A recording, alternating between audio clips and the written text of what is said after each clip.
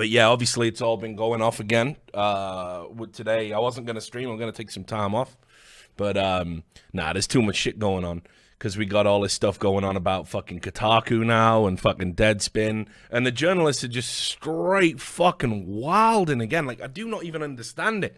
I do not understand the premise of what we're talking about here, right? Like, okay, for those that don't know, and we're gonna get into details. I'm gonna give you a whole big thing, but just so right at the start of the stream, we're all on the same page. What happened was there was a venture capitalist group bought out basically the Univision kind of portfolio. So you had stuff like Kotaku, Deadspin, these websites, right? And they basically bought them on the cheap because they weren't making money. They were losing money. They're bloated publications. Thanks a lot, Justy007. So what these guys have done is they've bought them with a vision for turning them around and making them even just semi-functional businesses. Because if you don't know anything about how media companies work, let me tell you, this is how it is. They basically chuck so much shit at a wall and hope some of it sticks. And what does sticking mean? Sticking means that it gets spread, it goes viral, and it fucking, blows up on like a Facebook, on a Twitter, on a Reddit, gets shared everywhere. And then off the back of that, maybe they make something in click-through ads. Probably not that much because everyone uses ad blocker because click-through ads are so egregious and all over the page and always have been. But what they also then do is they then take that stack of numbers, of mystical numbers, and go, oh, look how many people looked at our website last time. You want to advertise on our website, and then they sell direct ads and banner ads and stuff like that. And even doing all of that, right, because these businesses are so focused on this machine gun approach to content, they don't make money. They don't make money. And also as well, they're so fucking narcissistic and egotistical. They all have to live in the big cities. Like, oh, well, actually, I'm a journalist in Los Angeles. Oh, I'm a journalist in New York. Yeah, places where rent is the fucking highest in the fucking world, right? In the Western world. You have to have an office there so you can swank around and sip overpriced cocktails with your knobby fucking friends, right? But the reality is, it don't make you no money. Having offices in these cities, you don't even need it for the type of content you're writing. You're not like at an international news desk. You know what I mean? You're just blog scum. So the idea that you have to have offices in New York, you could write it from Kentucky and save a fortune. But they ain't interested in that, right? They ain't interested. They're interested in the illusion. So what they do is they just trundle along, hemorrhaging money until they can't hemorrhage anymore, and then they sell to a VC group who then starts the cycle off anew, or they do another angel raise or another cycle of funding. This is literally what media has become. Media is not about profitable, sustainable businesses that deliver the news and just the facts and maybe it's a loss leader for a big respectable network. Nah, they're a fucking money pit. They're a money pit. And they employ anybody who's like another one of these coastal elite wankers that, are playing out some fantasy in their mind. College dropouts that wanted to do something else, don't even respect the craft of what they do, and are getting paid more than they should to write shit nobody reads. That's the state of the modern media, right? So when a company comes in like this GO, right, and buys up these fucking properties, they're either one of the bad ones and they're going to propagate the cycle, or they're going to put the foot down and they're going to be like, listen, this can't go on. We employ 150 fucking journalists. Not one of you breaks any news. Not one of you has any sort of inherent merit just in your work. It's just you come to a pitch meeting and say, has anyone noticed that Mario has a sexy ass? And then you write 1,500 words about that. Nobody reads. Nobody reads. Nobody cares. Nobody cares that you jerk it to video games. Feel me, fam? No one cares. Your work is garbage. It's garbage. And you've been doing it for years, and somehow someone's paying you for it, see? You know what I mean? So you've already been lucky. You already made a living producing nothing of value. That's incredible. That's incredible. That's the luckiest shit on planet Earth. To be able to produce something of no value whatsoever and not just make a living off it, make a comfortable living off it in one of the fucking, most expensive cities in the world. And you got the nerve to talk about how hard it is and how tough it is. You know what I mean? You want to come meet my mans. You want to come talk to fucking plumbers. You want to come talk, like, the background I'm from. I know how lucky I am. I'm under no illusions, and my work is fucking 1,000 times more than anything you'll ever write. And I'm underpaid, if anything. But I'm never going to bitch about it or cry about it. What I produce has value. That's, and I sleep fine about it. You're writing about fucking all sorts of just trash. And then you even got the nerve to fucking put at the heart of every article you write, who's the villain of the piece? Your audience? Brilliant. Let me tell you something. I'll tell you a story about a guy called G.G. Allen, right? He was a musician in a band called the Murder Junkies, lead singer, right? And he said, the audience is my enemy, okay? And he used to get up on stage naked with his fucking tiny little pecker out, pissing on the crowd, shitting in his hand, throwing it at them. Yeah, he got killed. He's dead now. You feel me? Like, people, you know what I mean? Behavior, right? Like, nobody remembers who he is. He's just some crazy cunt. They made one documentary about him. People hated him so much they were using him his corpse as an ashtray for a day. Or the audience is my enemy is not a sustainable business model, is it? Use your fucking heads. It's ridiculous. And you out there just doing this, it's the same every time.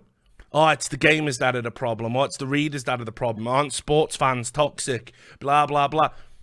That's your bread and butter. So you got to make a decision. You're going to have to write stuff they like, or if you can't, or that's of value to them. And if you can't handle that, just go do something else.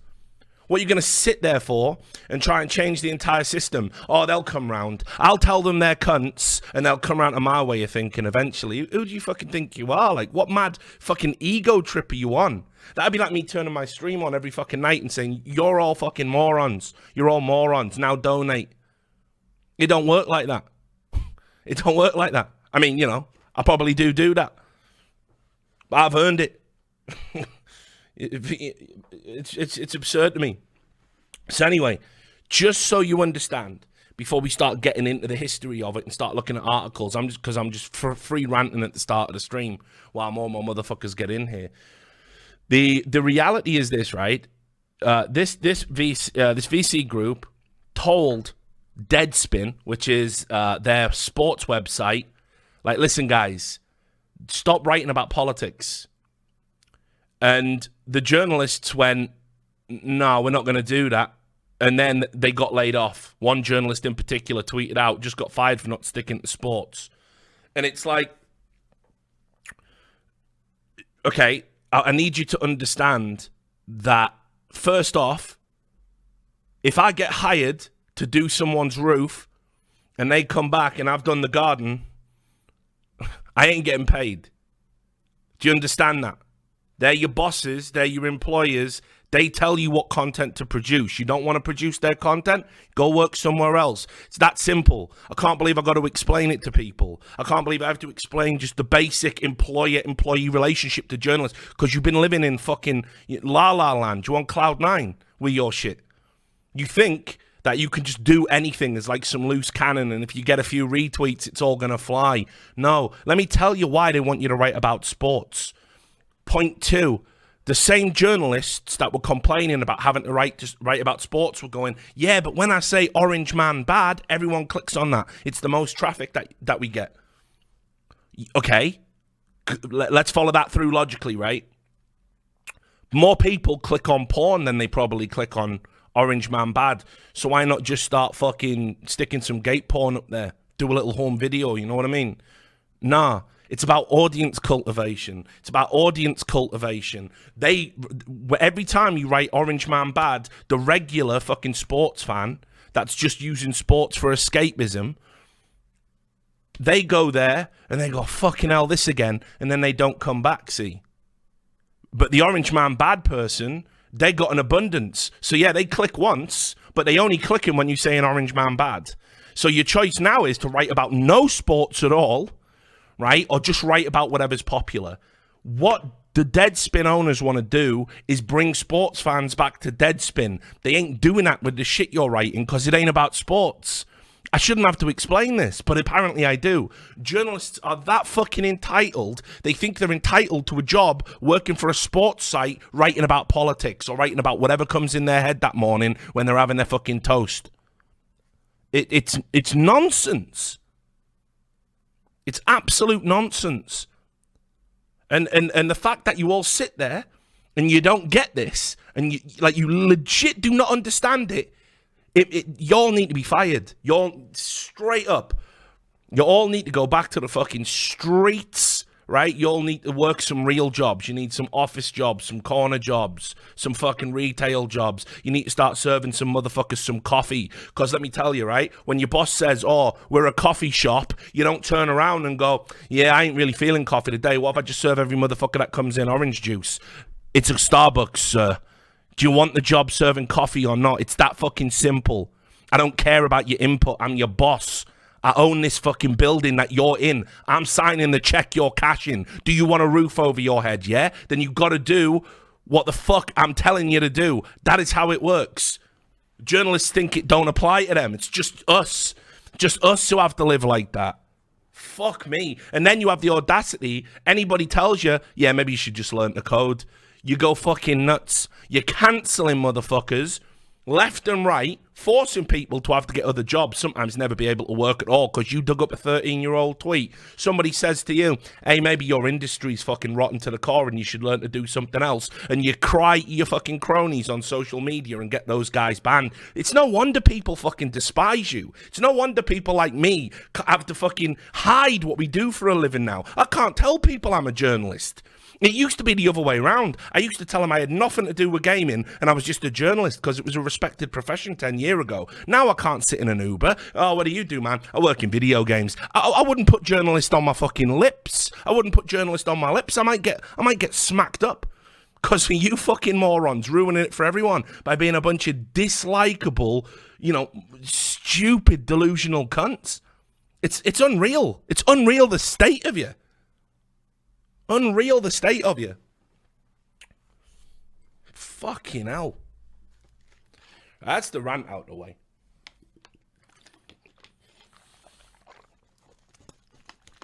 We didn't watch Bone Tomahawk in the end. We watched, she hadn't seen Reanimator, so we watched Reanimator and we watched Slither. Two just fun, throwaway classics. I'll hit it with the Bone Tomahawk later. Yeah, I seen it, man. I seen the Deadspin Twitter feed. I'm gonna bring it all up. I'll show it to you. But anyway, let's get into some background, right? So, where should we start if we're doing it chronologically?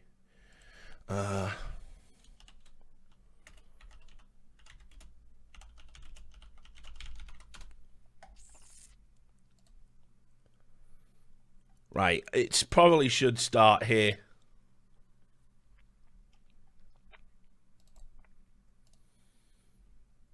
So, just to give you all, the background on this sale, right?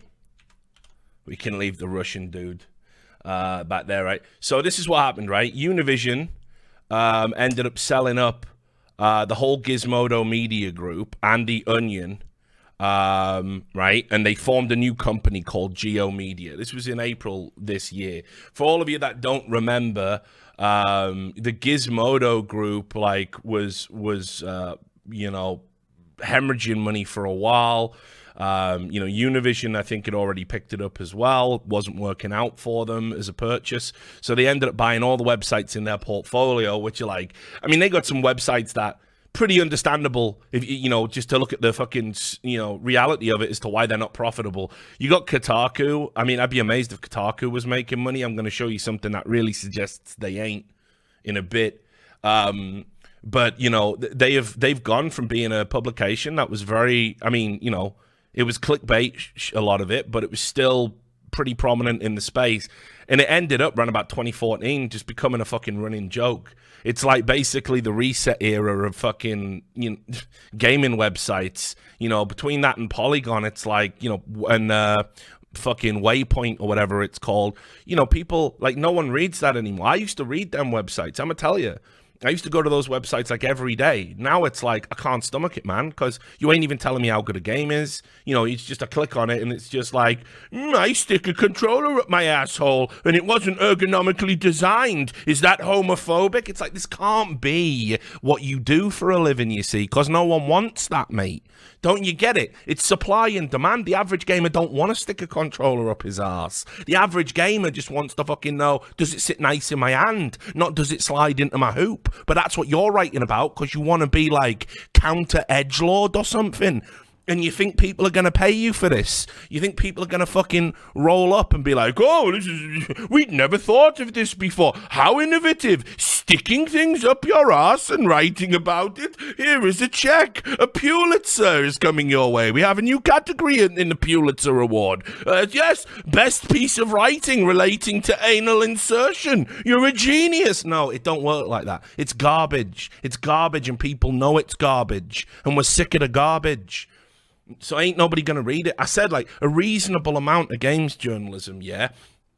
A reasonable amount of games journalism should be critique. It should be like, oh, you know, is this game, you know, does it have, is it a secret feminist game? Or is it anti-feminist? Is there a secret racially charged message to it? That's fine if it's 10% of your output. But for y'all, it's fucking 90% of your output, and then maybe 10% of you begrudgingly talk about games. And here's the thing, you don't even judge them honestly or earnestly on their merits, like we saw over at Rock, Paper, Shotgun, where you got such a fucking bee in your bonnet with fucking Tynan Sylvester, because he did an interview with Breitbart for the tech section. You've been slamming RimWorld, which is one of the best early access games ever fucking made on Steam, hands fucking down, right? You've been slamming that game, calling it transphobic and all sorts of lies, and you even had a writer make up that, what was it? Yeah, faking code. You faked code in an article to make it look like they were being homophobic, and then you had to admit publicly, yeah, we just made the code up. We've never even seen the code, because you didn't have access to the game code. That's where you're at right now, see? You won't even just honestly say it's a good game, but I don't like the guy who made it. You won't even do that. If the guy who made it is a bad man, an orange man bad, then you're just going to say the game's shit. And then you wonder why the knock-on effect of that is the people who were still reading your reviews and letting you have the 90% of garbage in the background, now your reviews are unreliable. So I can't even just get an honest mark of what you think about the games anymore. So you made yourself worthless. You made yourself worthless. And now you spend every day going, oh my God, it's the death of media. Like, nah, dude. The Onion. There you go. There you go. They bought The Onion. I ain't seen one Onion writer say, we ain't doing fucking satire anymore. We want to do a reportage.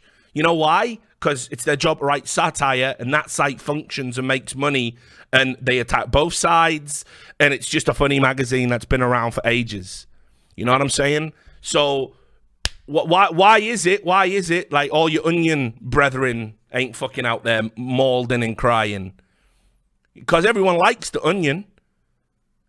You know what I mean? Everyone likes The Onion. The Onion doesn't make every other fucking piece they put out.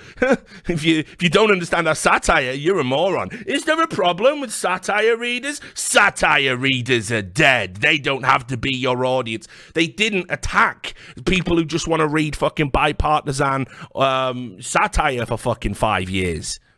You deserve to fail. You've been artificially allowed to survive. You've been on life support in the hospital in a fucking coma for 5 years, and finally a doctor's come round and said, we need that bed for someone who actually has a brain with function that might live. And you're crying about it. Ridiculous shit.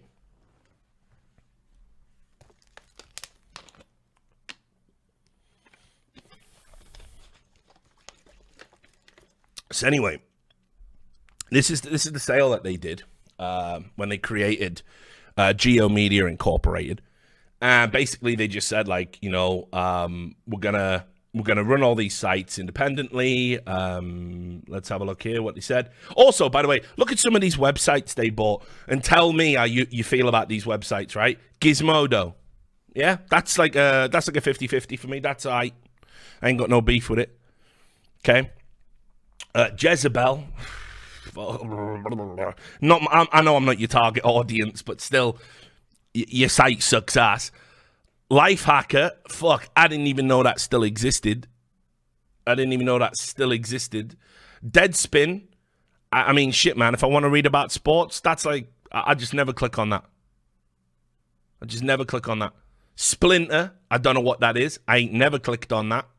The Root, that website should just change its name to fuckwhitey.com, and we'll just get that over with right now, because it's just everything's fucking racist and evil. Like, you can't even enjoy fucking Game of Thrones or nothing without it meaning like you some secret fucking racist or whatever. Kotaku, already talked about it. You've been in a downward spiral for a long time. Earther, no clue. And Jalopnik, which I think I stumbled across one time, but I couldn't even tell you what it writes about now off the top of my head. Right? The Onion portfolio includes The Onion, funny, love that. Clickhole, funny, love that. AV Club, good site, read that. And The Takeout, ain't never read it. So you can see, like, the Onion side of the media was actually doing, good work and doing good things. Rest of your sites suck balls. You should have bought these, stripped all the fucking user data off it, and just fucking tanked them. Save more money. Make it, sell those leads to someone. Yeah, Clickhole and Onion are owned by the same folk. Yeah, it's the same thing.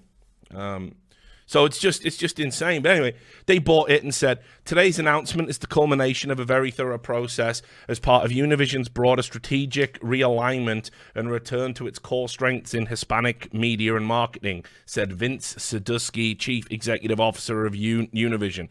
Our aim from the outset of this process was to sell these assets as one, and we are pleased to find a terrific buyer in Great Hill Partners that is committed to growing these properties. We are grateful to our colleagues at GMG and The Onion for all of their high-quality journalism and achievements as part of our company, and we wish them and Great Hill Partners tremendous success.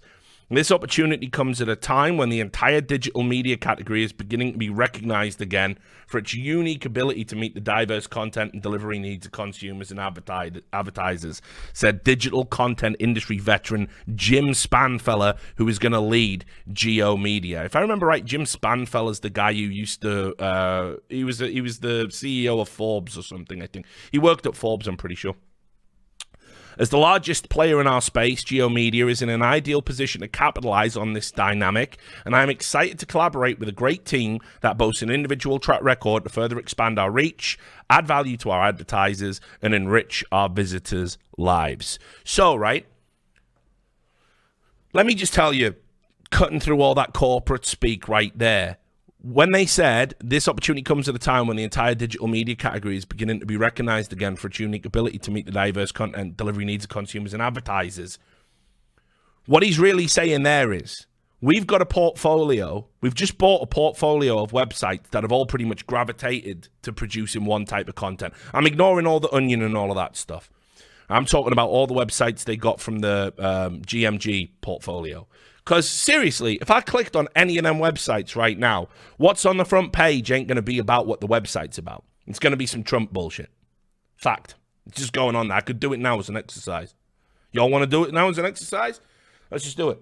Fuck it, I'll do it. I'll prove the point. It's a live stream. It don't gotta be scripted. Right, let's just do it. Let's do some analysis, right? So, in order, I'm going to copy all the names as they are written out there. Let's just see what type of content we got. So we need to start with Gizmodo. Right. Let's have a look. Front page of Gizmodo.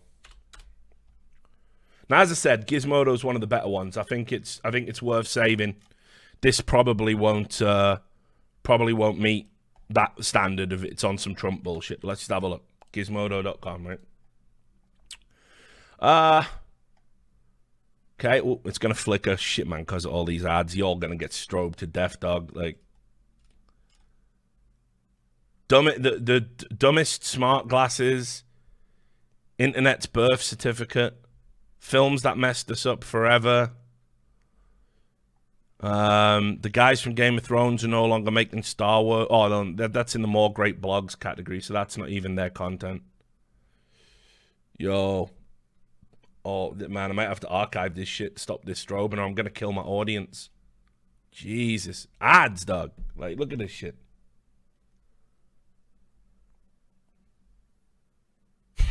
It's mental. Fuck it. I can't. I'll queue up the next one. Because it's going to do it every time because they all use the same template, right?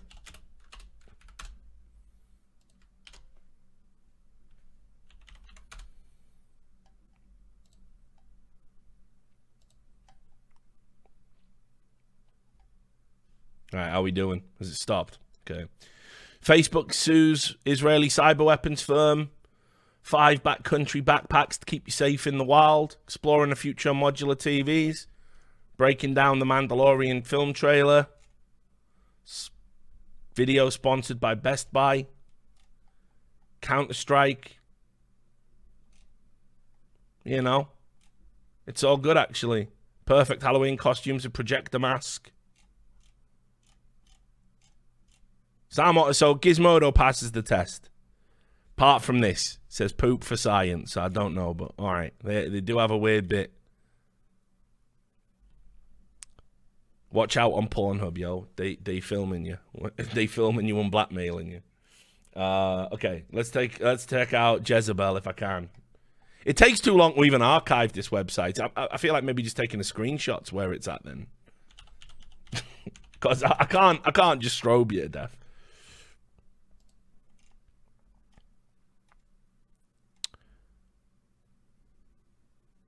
Right. I mean, okay. This. Here we go. Oh, see? It's straight on a Trump ting. Jezebel. I'm going to just bring it up for you, right? Should we all have a strobe together? Watch these ads load.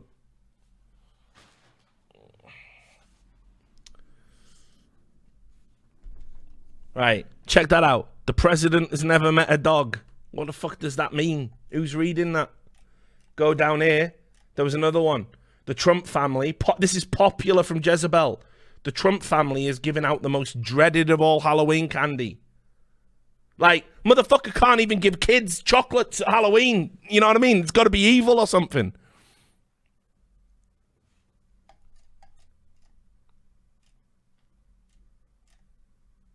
I don't even know. Like, that just says cry time. Let's not today. All right. I'm not even clicking on it. Right? Air Force One. What is this cursed Air Force One dish? So what, like, Trump's eating a fucking bell pepper, like something that ain't KFC for the first time in his life, and we crying about that now. Right? Now, listen, that's 3 Trump stories right there, just without even really digging into it and getting into the like, controlling and effing and stuff, right? But wait, so let's just see, right? What is Jezebel meant to be, right? Like,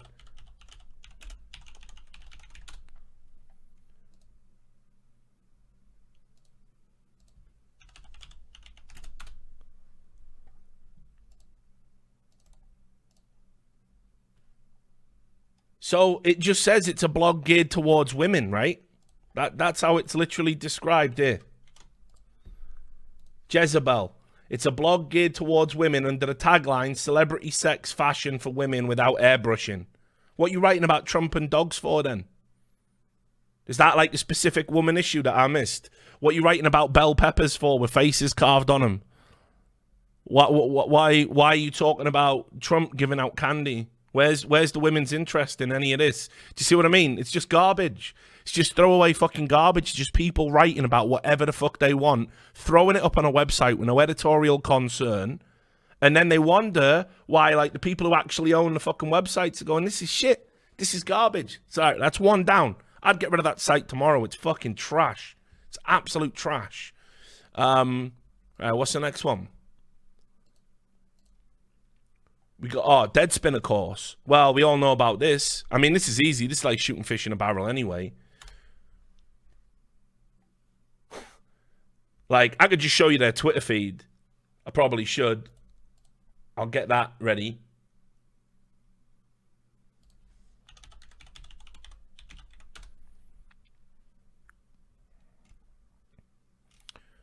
Right. Remember, it's a sports website.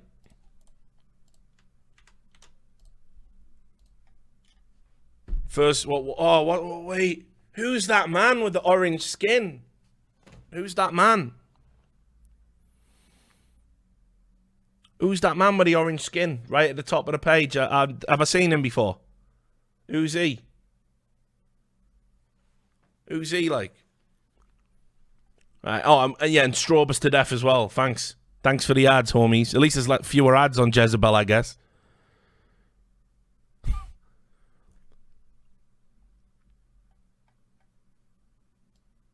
You know, it's no coincidence they came out and said this the day after, like, Donald Trump got fucking booed at the World Series game, and all the Deadspin fucking authors are, like, coming out, but, like, what? Wait, there are only 2 acceptable wedding dress codes. What? On a sports website? What are you talking about? Check out the wheels on this pumpkin thief. On a sports website? What are you talking about? Nationals fans didn't stick to sports. So not only are you going to do an editorial about why it's good that Donald Trump gets booed at a baseball game, you're also going to write about him getting booed in a baseball game, reporting it as if it's like big news, like separate to the baseball game. Here's some sports. This looks like sports. But this isn't even what you're leading with. Oh, another one. Donald Trump gets boos, lock him up chance at World Series Game 5. Three articles on Donald Trump getting booed at a baseball game. Do I even want to click on more stories?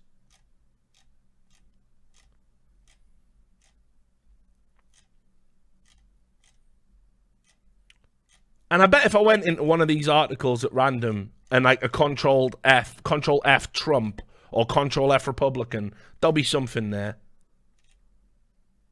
It's like, you know what I mean? Like, you work for a sports website. Why not just write about sports? What are you getting pissed off for? Ridiculous. Anyway. So that's Deadspin. Let's look at Lifehacker. I didn't even know what the fuck that was. Says do everything better.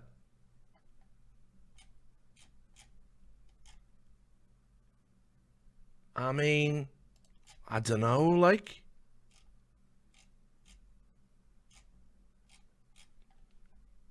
This just looks like things journalists cry about, the website.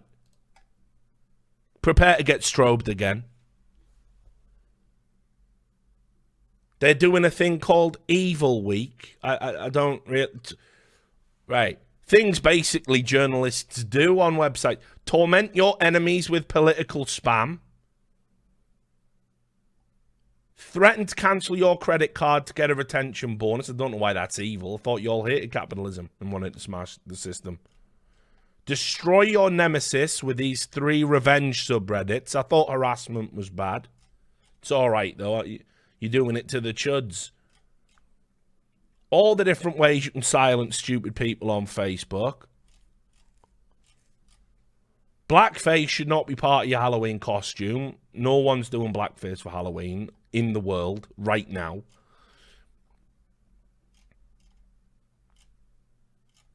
Like, this is just trash. And how is it different? How is this life hacks? How is this, like, different to what Jezebel was publishing? Do you know what I mean? There's no, like, identity.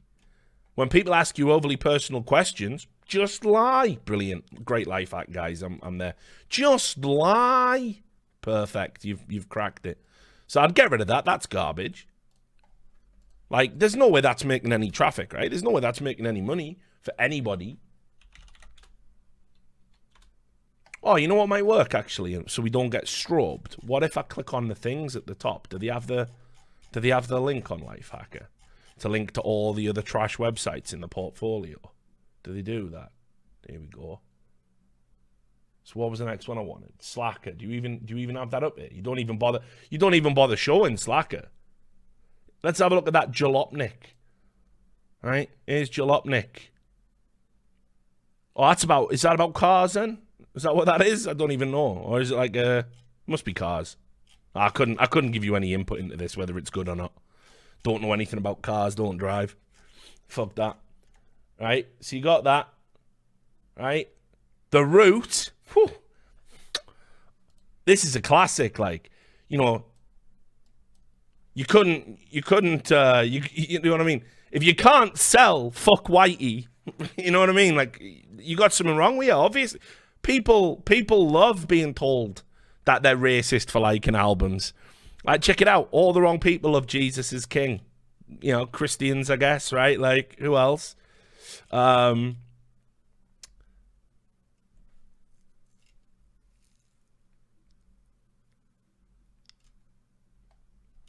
I can't even be bothered, like. Yeah, you saw that video, right, I guess, where that guy fucking booted a guy off stage for just saying, like, some teenager for saying he wouldn't say fuck Donald Trump, so they kicked him out of a concert. Yeah, praise be. That's fucking awesome. It's just predictable shit, dog. Like, you know what I mean? This is fine, though. This has its niche. You wanna appeal to that market? Have at it. I'll probably even spare this one. It always reminds me of what the story about Elvis Presley's manager. That Elvis Presley, he used to manufacture all the fuck Elvis, you know, and ban Elvis and, you know, say no to Elvis t-shirts and badges and everything and sell them on the side because you may as well make the money from the haters as well as the fans. You may as well do it, like, for real. So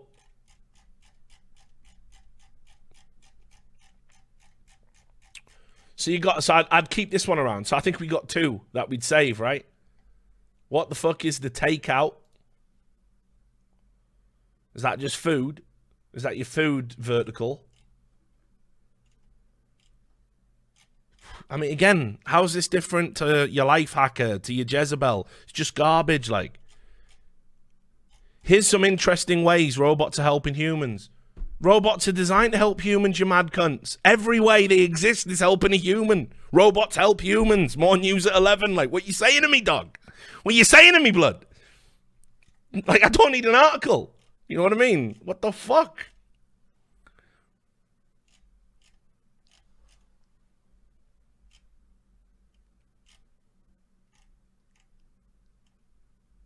How's this news? Amazon Prime members get free grocery delivery. Ain't that just a commercial? Ain't that just you writing a commercial? Right, whatever. Which one? Meet the robot changing the way we communicate. Is that? A Wegman goes to Wegmans. I don't even know what that means. Oh, the influencer one? I didn't even check it. Where we at? Is it down here?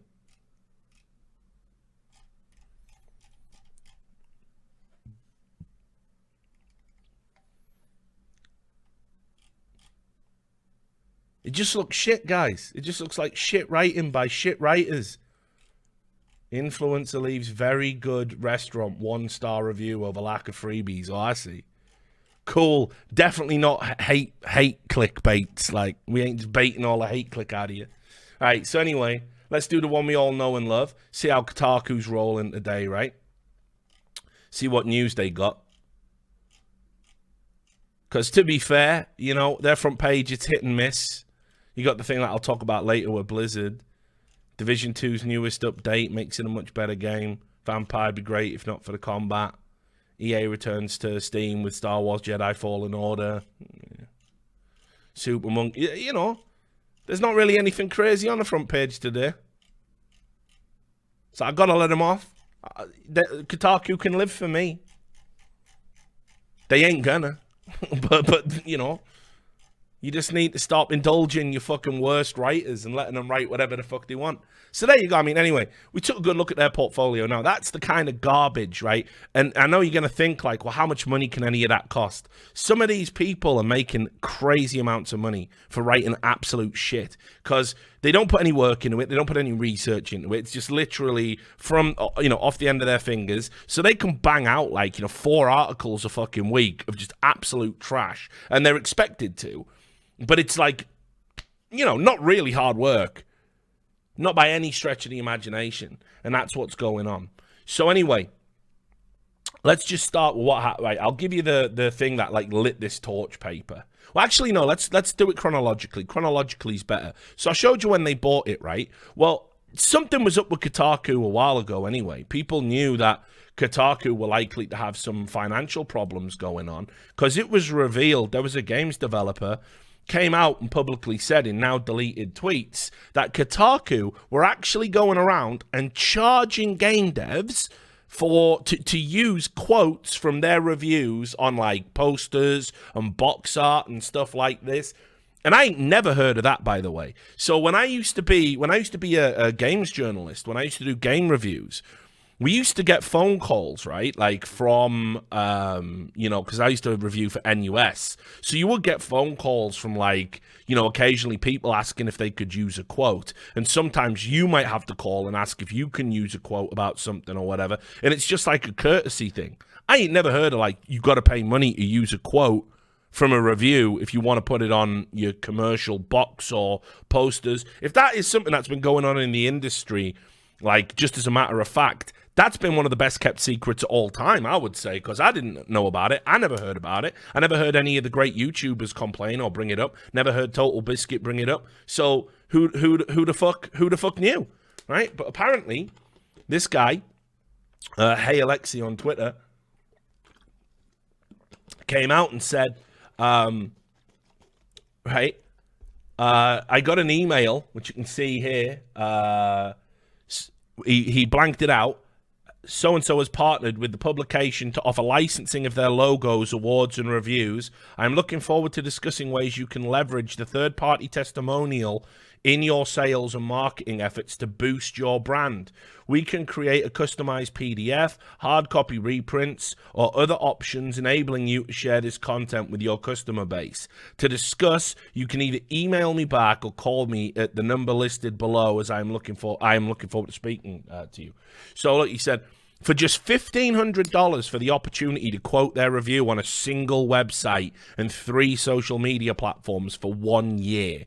Oh, and they spelled my name wrong in the sales email to me. And then he went, fuck it, because he wasn't going to say who it was. And he said, fuck it, it was Kotaku. Seems like the new Gizmodo owners are trying to squeeze every penny they can out of their investment, including hiring a firm to cold call anyone they write about. Lucky me. If it turns out this is a scam, I apologize in advance, but it sure feels legit. Here's what they're selling. They emailed and called me. The email you can see is friendly enough, but what if I had already pulled quotes and used them? Are they saying I'm not allowed? Considering their review was bad, I never used quotes from it, but what if? Can you even imagine? You're an indie dev who got written up by thekotaku.com. You'd feel elated. You post the article everywhere. Then some dude literally phones you up and asks you by name and says, about that article, congrats. Now, what about the fee for quoting it? Am I claiming that this is a conspiracy? No, I doubt the Kotaku staff writers even know it is happening. Maybe I was the first one. Doubtful, but it is happening. And it does feel gross, and it seems absolutely antithetical to their entire supposed brand ethos. And I was going to just move on with my life. Like I said, the review was negative, and I don't even own the game's IP. But what if I did? I'd probably be throwing up nervous about some lawyer sharpening their knife and coming for me and my $1,500 licensing fee for a quote. And it sucks that I even feel nervous about mentioning this because there's so much pressure when you invoke these big brand names like Kotaku with their megaphone, not to mention the game's IP owner or the studio who employs me. But I didn't initiate this. I didn't ask for it. Sorry to anyone who's attempting to do actual journalism on a Gizmodo site. Don't worry, mate. There's not many of them. Who maybe didn't know this was going on, but it's not my job to keep you all abreast of the ways in which you're being sold out or implicated in this skullduggery. Or scuzzbaggery, sorry. Skullduggery would have been a much better word, but okay. So, to put all of that into context, right? Like, first of all, I think he's been a massive drama queen about it. The idea that they could, like, retroactively fucking charge you for using a quote, nah. How it would usually pan out in any matter like this is you would just have 28 days to remove the stuff they didn't want you to use from the material, and that would probably be the end of it, like a cease and desist. That would just be all it was. But the reality is, they're not doing it because you have to. It's just like, it's a hustle. It's a straight hustle. The idea that, Kotaku is so valued that if you want to use their logo, which is fine, you don't have a right to use their IP. No, you want to use their logo and take a quote from their reviews, you got to pay them like a licensing fee for a year if you want to use it. Like, suck my dick. I ain't never going to stand up. But they're obviously, like, anybody they've ever reviewed, they're calling them. And here's the funny part about it. So first of all, Kotaku's very public stance about the horrors of harassment when your sales team is straight out there harassing game devs. Kind of seems weird, because I remember at the height of fucking Gamergate, when every gamer was meant to be like, you know, a fucking Russian bot neo-Nazi that was harassing games journalists to the point where they had to leave their house. I don't remember them having lawyers and demanding money and having a sales team and straight hustling you like that. I don't remember any of that happening. It kind of seems like, well, that's kind of fucked up. You should probably speak up about it. Of course, no one does.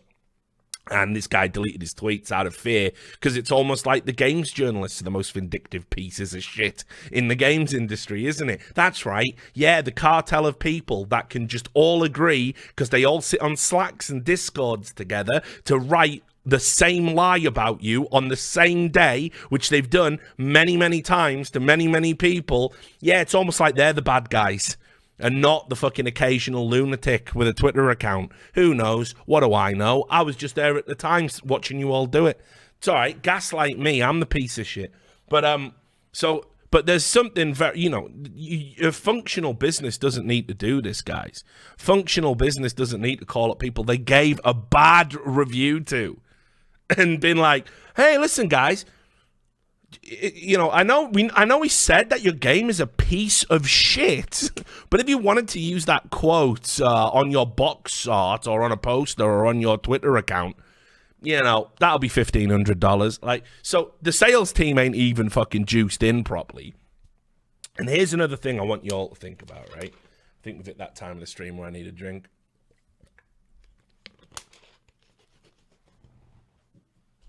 I want you to see if all of you incredibly smart people there can have a think, right? Have a think about what this would do to review impartiality. See, I want to see if anybody can think and come up with why this would be just a bad business model for the industry to begin with. Can anyone think why it's bad? I know some of you already figured it out. Can any of you be bothered to type it? Because I'll explain it to you, right? There it is. Congratulations, King in the North 14. You got there first. Because, yes, you're more likely to use a good review quote. So, if we're selling those quotes, we now have a business incentive to make more of our reviews good. And guess what? That's how you get IGN. Where every game is a 9 out of 10 or an 8 out of 10. Nobody ever releases a bad game. And as long as they give us early access so we get a milk content out of it, we'll say any old shit.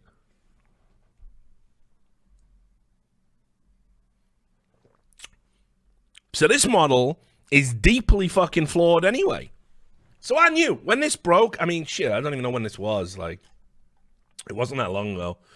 I mean, it says it was saved on the 4th of October. So, I mean, you're talking like 25 days. I thought it was a little bit longer than that. But fuck, man. I mean, the news cycle just never ends, right? So you just slap. But that is not a good sign of a business. That is a sales team straight, like cold calling as well, like straight hustling motherfuckers for scratch. Bad signs, guys. And, you know, I think probably what happened is when they purchased all of these websites, this was part of their model about how to save the business. And this is not the way you want to go. It's terrible optics at best. It's unethical at worst. So that came out, right? But don't worry. The next thing that happened, let me just get this Daily Beast article.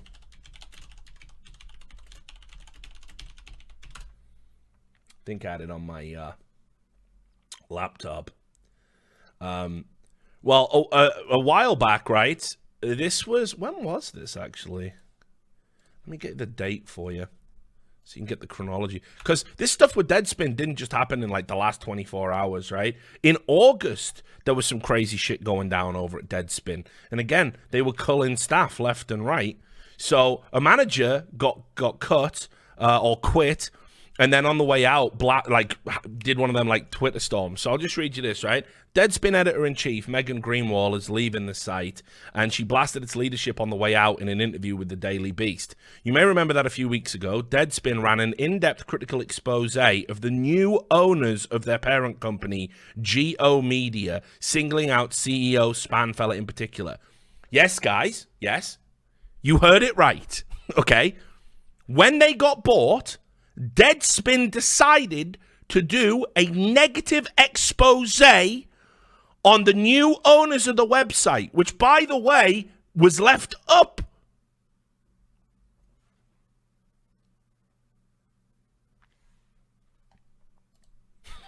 I've never heard of anything like it in all my fucking years.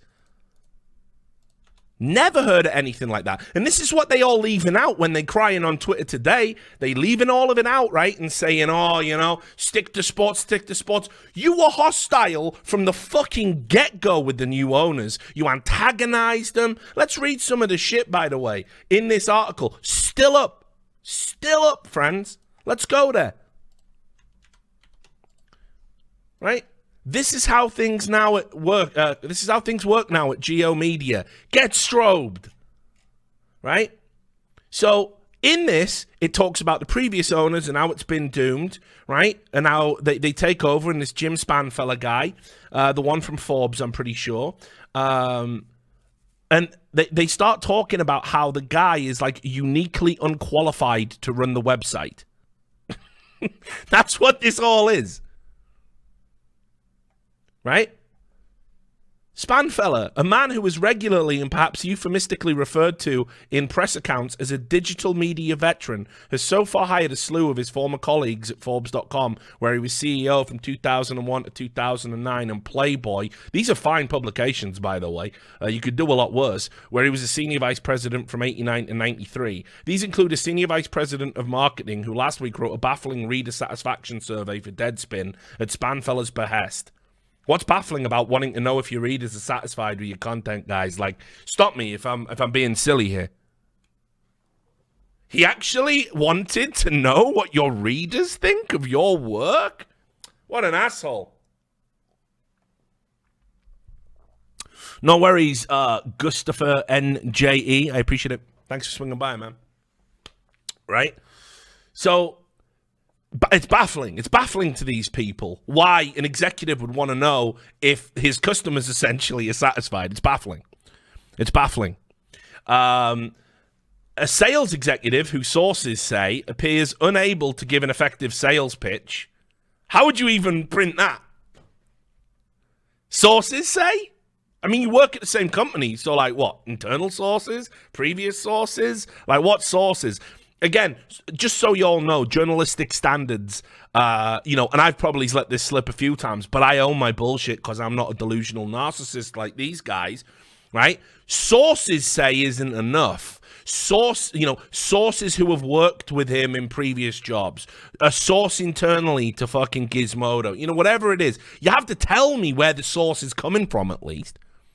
That's the minimal expectation of sourcing, right? And an editorial director who repeatedly attempted to kill the reporting process for this story. Yeah, an editor in a new job at a website tried to stop you doing an expose on the people that just bought your website, which could have been pulled and you all could have been fired. Yeah. Editors have this thing like a duty of care, a responsibility, not just to the fucking readers, but to the staff, to the business. It's why editors have ulcers. It's why editors keep bottles of fucking bourbon under the fucking desk and start drinking earlier and earlier and earlier until they can't tell where the nights ended and the mornings begin. And I know, because I've held those fucking jobs, when you are literally responsible, not just for your fucking job, my precious, you're responsible for everyone associated with a website, because no website, no jobs, and content is meant to be king and driving it. And you've got to get up every morning and know that. Why do you think I went to war with fucking Reddit? Why do you think I went to war with Reddit? Because they were deleting my shit. And every time they deleted my shit, that was 250,000 views that weren't coming in for my fucking people. I weren't doing it for my ego. I was doing it so the guys that had kids would keep their fucking jobs. And that's how an editor needs to think. You don't criticize an editor for what's doing right for the publication. That's madness.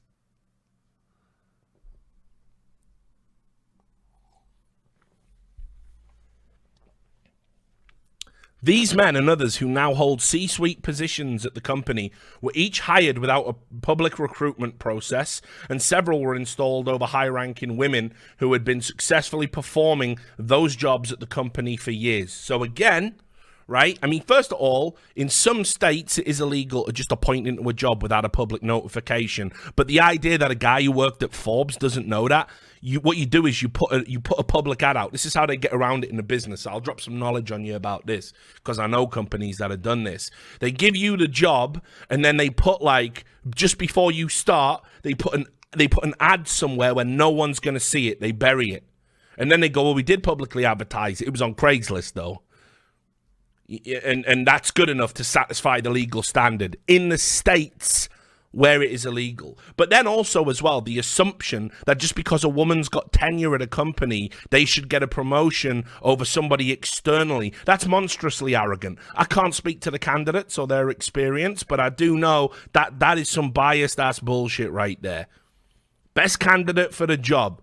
But that's usually dictated to by the bosses. If you think there's some systemic sexism going on, do your expose on that. Don't just insinuate. Prove it. In one case, sources say Spanfeller did offer to promote a woman to run human resources, but on the condition she fire another woman at the company as her first order of business. Spanfeller denies this claim. So you can see immediately how inflammatory this is. They call out officers at by name, people who are problematic about the new hires.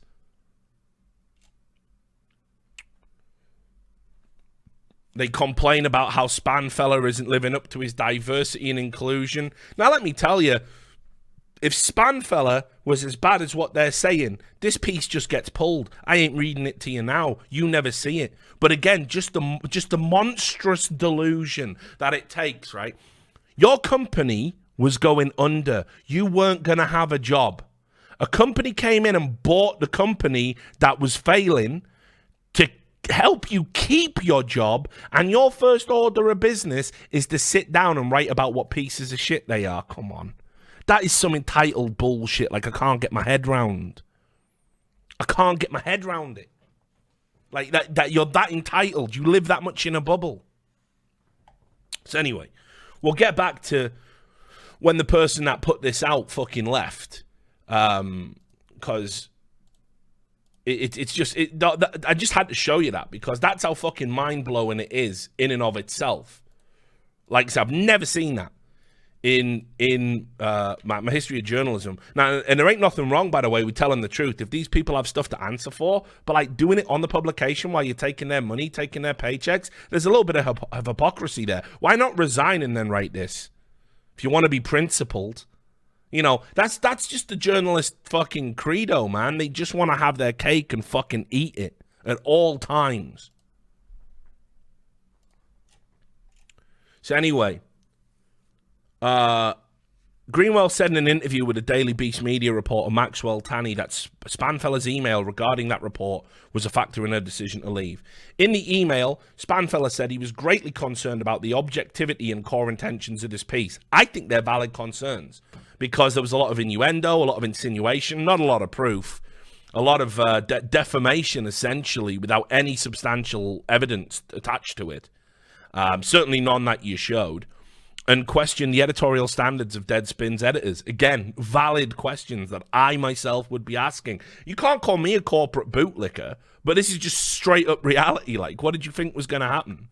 The CEO alleged that the piece was pre-written with its conclusions and that any responses he would have given would have been merely window dressing. While he did not specifically name any individuals, Spanfeller singled out both the Deadspin reporter and the editor-in-chief. I'm making the gamble that Deadspin will be better off once the team leader is someone the leader of the company wouldn't feel the need to smear in front of 400 people, Greenwell said. Greenwell said, she's heartbroken about having to leave. I've been repeatedly undermined, lied to, and gaslit in my job. I mean, again, these guys only bought it in April. Like, how much can they fucking do to you? Another factor in her decision to leave was the concern that leadership refused to guarantee editorial independence for Deadspin and asked for the site to stick to sports. This is in August. The Daily Beast and the Washington Post received a statement from editorial director Paul Maidment that said, we are laser focused on serving Deadspin readers sports and everything related to sports. Our former editor had a different vision and we wish her well in future endeavors. Thanks for the $8.40 Punxsutawney Phil. Thank you, sir. Greenwell announced earlier this afternoon her last day is August 23rd. And she bailed. And then, like, somebody put out a statement saying we wish her well in her future endeavors, and petulantly she said, "I still work here, lol." Yeah, that doesn't contradict it. That doesn't contradict it at all. You fucking petulant, pathetic, petty child. It doesn't contradict it at all. I wish you well in the future, but I'm here now. Yeah, it's not the future then, is it, you dumb bitch? What the fuck you talking about? These attention-seeking fucking babies, man. They're going to talk down to you, call you a fucking man-child. Are you fucking real?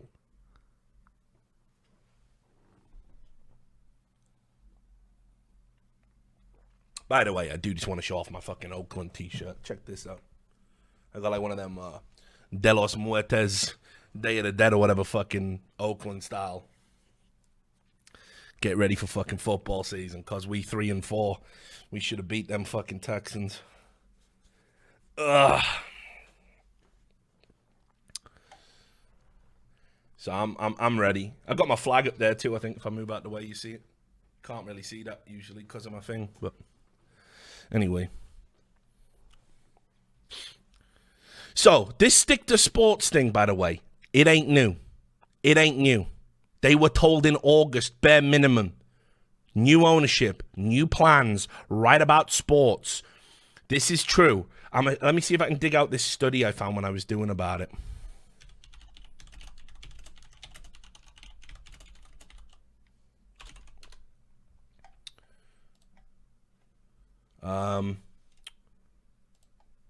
Well, shit, I ain't got to tell you about too much about it. You remember there was like loads of people walking away from the NFL because they were sick about the whole kneeling thing. I think that's dumb. I think that's stupid. I think let people kneel. You don't even need to highlight it or make it a thing. But people were sick of it. A lot of traditional sports fans, right? You work all week, you hustle, you break your back. It gets to the weekend. You know what you want to do? You want to get in your fucking recliner. You want to get in your big old lazy boy.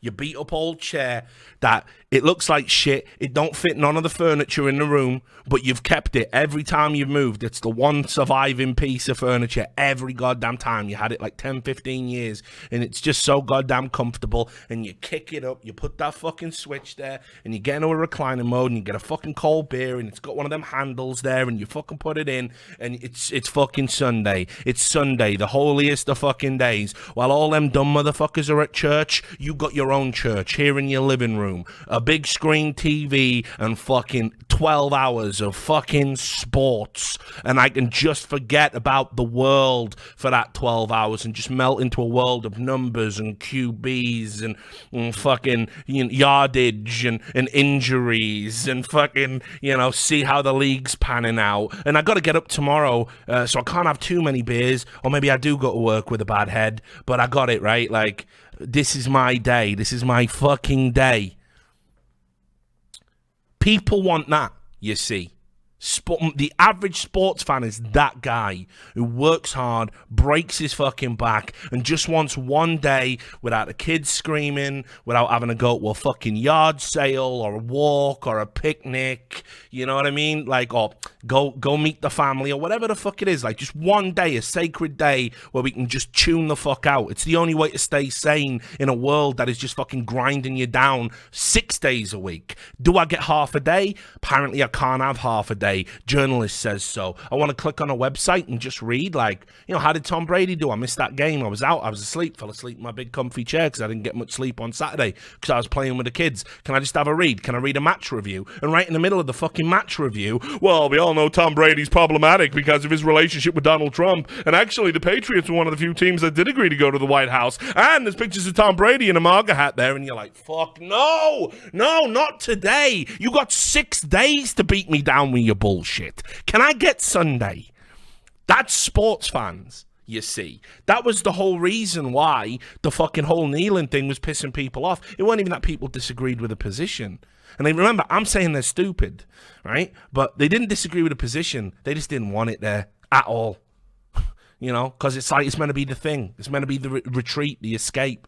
If you don't fundamentally understand that, you probably shouldn't be a sports writer. You shouldn't be one. The end. You want to write about politics? There's a fucking queue a mile long of fucking deadbeat dropout hacks who just want to fucking lie because they think it's heroic to lie now. Go join them. Hit the fucking bricks, man. Or if you want to stay and give me an insightful piece on why Aaron Rodgers is fucking overrated, or, you know, how it was the Chicago Bears managed to fucking throw that game, or what, write it. I'll read it. I care about that shit. I want to read that shit.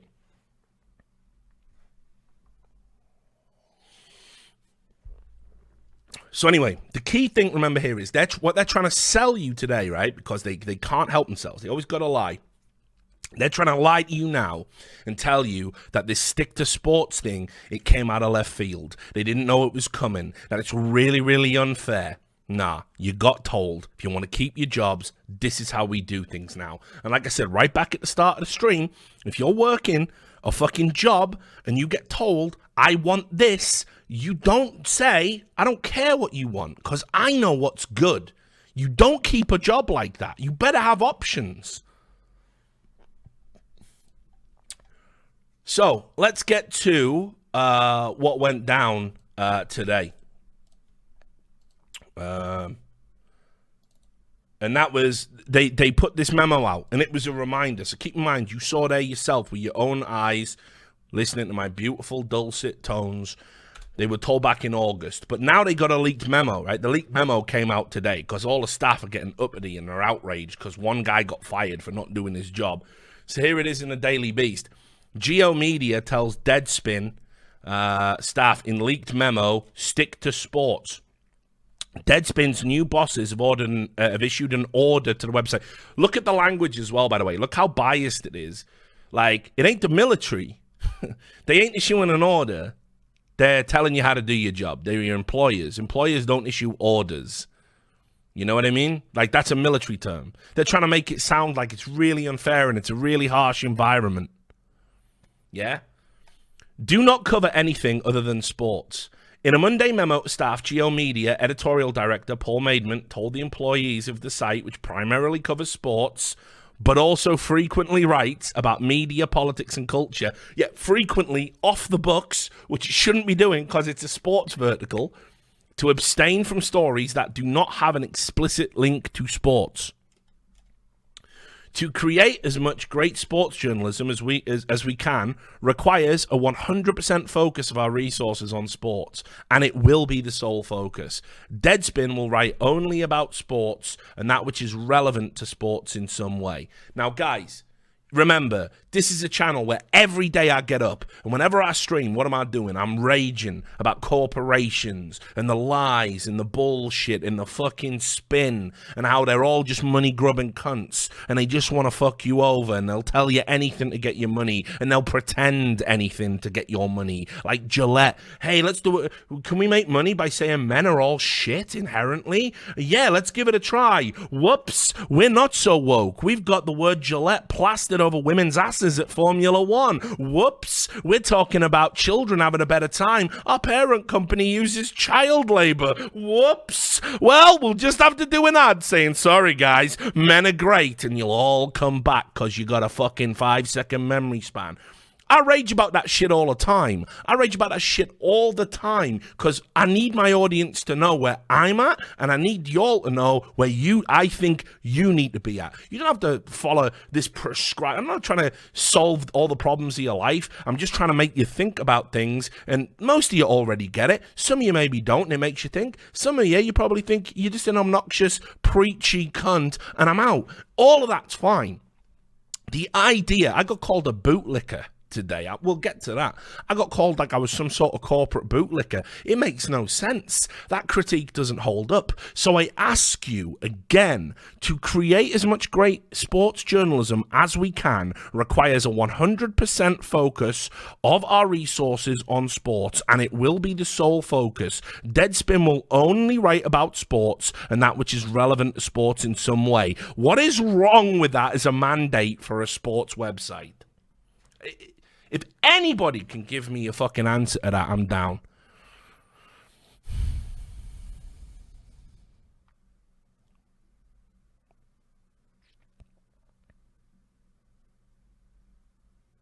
It's just not unreasonable.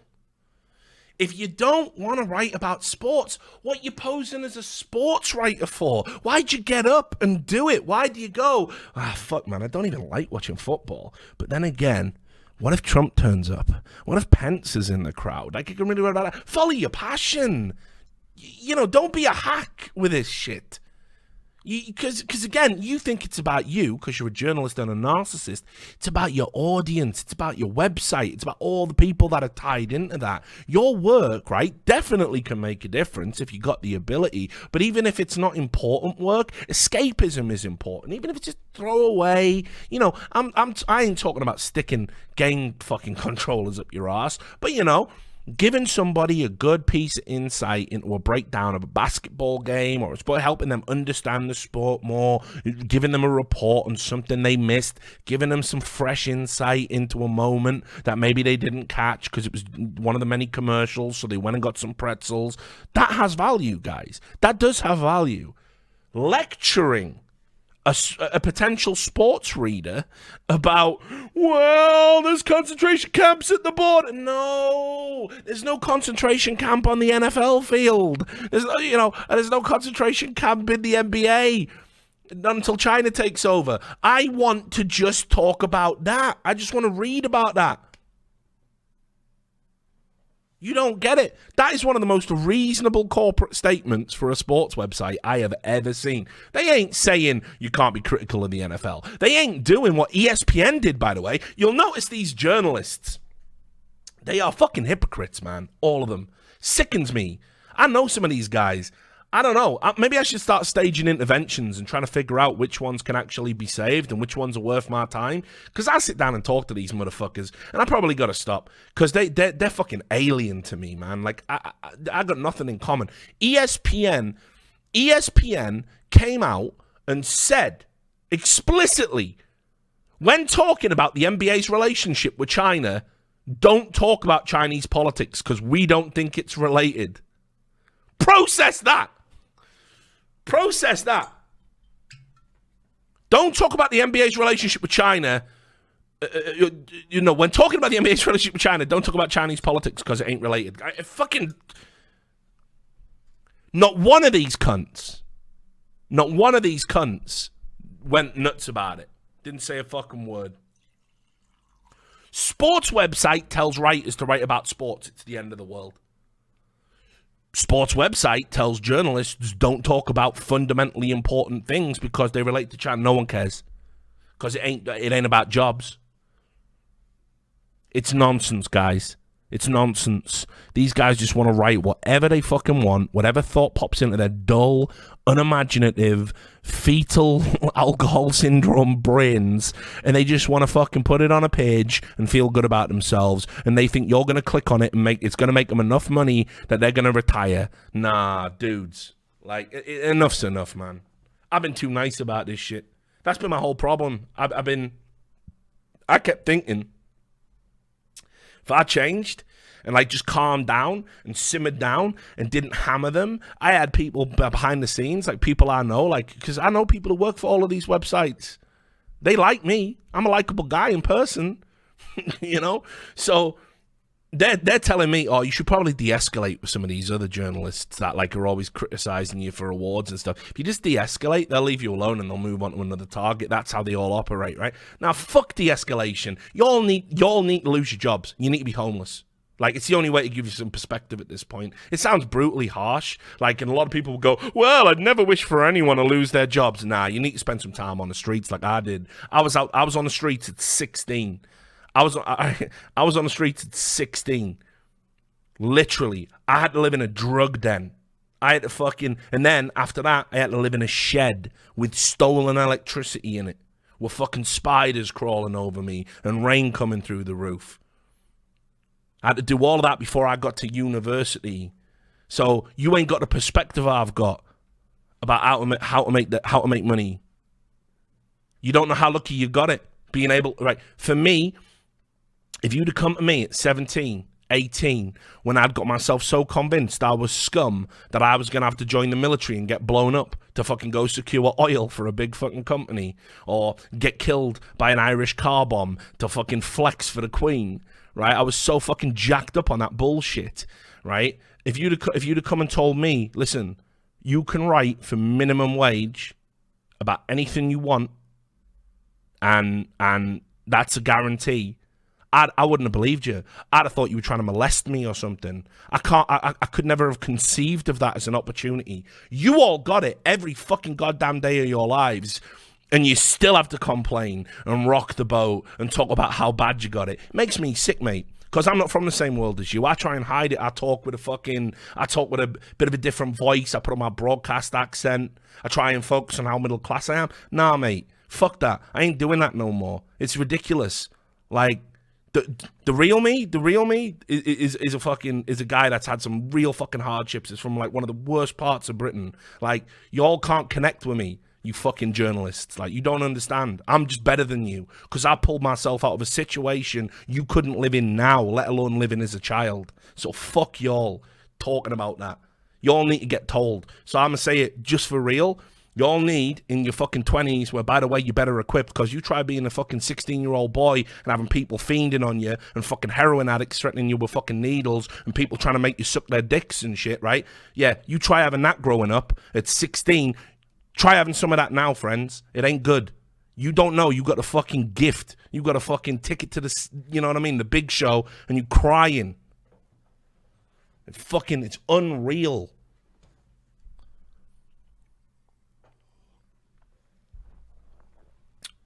Couldn't live one day of my life. Couldn't live one day with the memories of my life. And I'm telling you, you fucking straight lucky in ways that you cannot even conceive of. And you're gonna stand there and cry because a sports website tells you to write about sports? Like, I can't do this anymore. You need to spend some time living it rough. I hope you all get cut. I hope this website goes under, and I'll tell you this, no traditional sports website going to pick you up. Deadspin was always alternative, always on the fringe. You ain't going to go work at Barstool. By the way, you'll notice, y'all call Barstool like evil, bad people. Barstool's straight killing it. Barstool's straight killing it, making money, no chance of layoffs. You can all do your little fucking joke about Dave Portnoy being a cuck or whatever you have to do to get through. Barstool killing it, Deadspin going under. How you feel?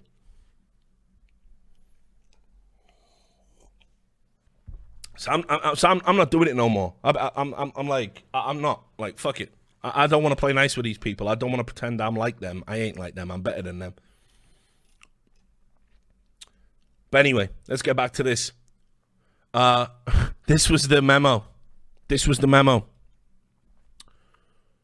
Where such subjects touch on sports, they are fair game for Deadspin. So think about the leeway that gives you. Like, I see Scoots in the chat. He talked about it earlier. Said straight up, right? Like, you know, Trump getting booed at a baseball game. I don't know if you need 3 articles about it. Think that's excessive. Obviously, it's all the fucking Orange Man bad shit shoehorned. I don't need your thoughts on the al-Baghdadi killing because you're just a fucking, wannabe fake sports journalist. So I don't know what insight you would have into the situation. Okay? But, like, you could write about that. You could write about that.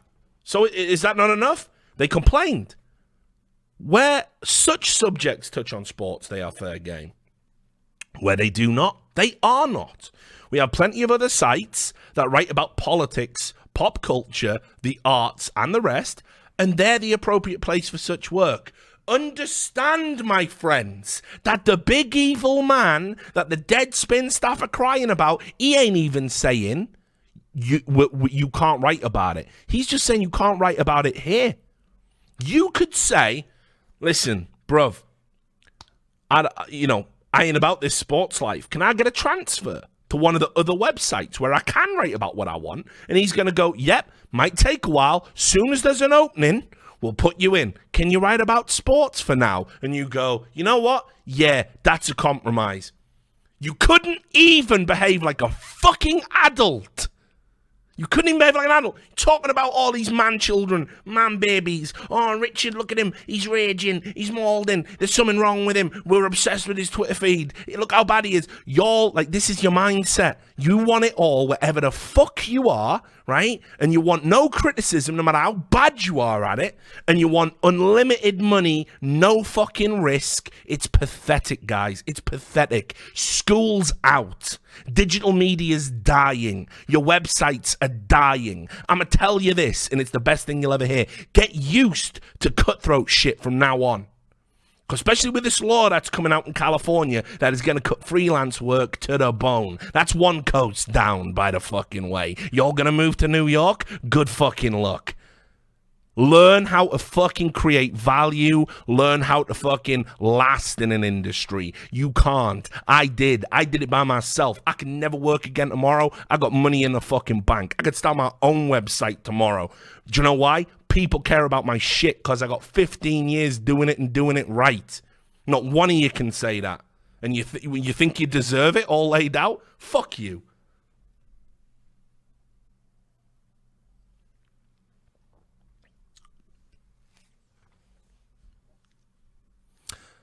Deadspin. Start my own website. I got my own website. I just don't pimp it out. I could fucking do whatever I want. Like, straight up, like, what, you think I can't call somebody up tomorrow from a real newspaper? You want to hire me to be your head of your esports division? You think I haven't turned them jobs down? You think I did an interview with ESPN? You know what I mean? Like, fuck, guys, listen, you don't understand. Like, for all the people who say I'm a cunt or no cunt, best in the business, best in the game, biggest source network, biggest stories, year after year, actually knows how to host live TV, built up a YouTube channel as a fucking hobby on the side. Like, right? Worked in production. Actually trained as a journalist. Like, fuck, man. Man's be biting my hands off.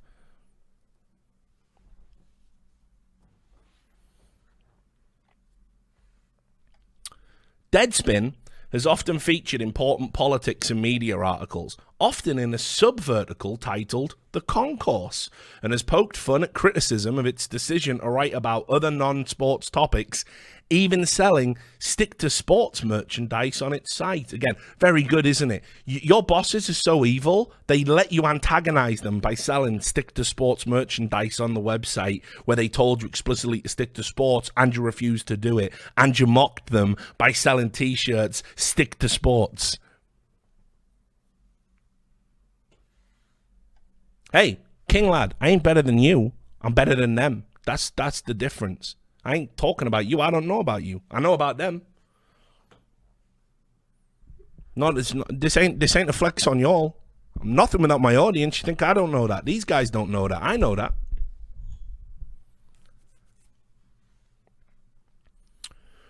But non-sports coverage has often been a traffic booster for the site. Sources have told the Daily Beast that, among other articles, writer David Roth's political commentary often tops the site's most read articles, as has writer Drew McGary's annual Haters Guide to the Williams-Sonoma holiday catalogue.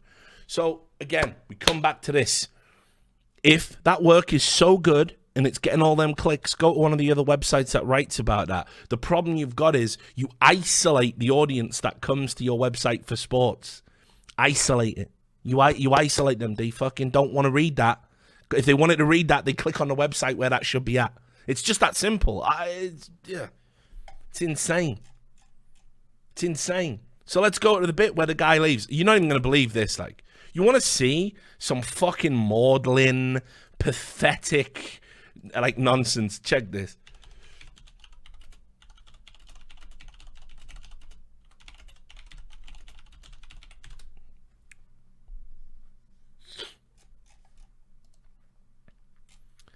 Here we go. So, Barry Pacheski, all right? This is what was going down today. This is why we're talking about it on this stream today. This is why everyone's flipping their shit today. We haven't even got to Kotaku. This is just Deadspin. Here he is, Barry Pacheski, all right? Hi, I've just been fired from Deadspin for not sticking to sports, 29th of October. Who fucking knew? You've only been told since August, by the way, to do it, right? And then look at this.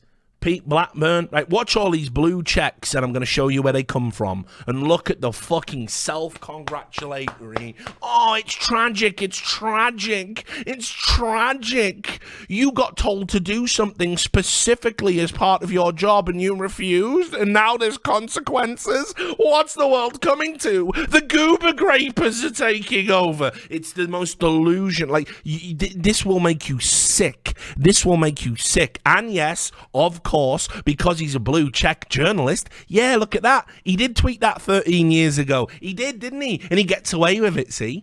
His 13-year-old tweets, they don't matter. My 13-year-old tweets, my 9-year-old blog, that's fair game. Blackmail him, cancel him. Oh, wait, a journalist fucking said rape's okay.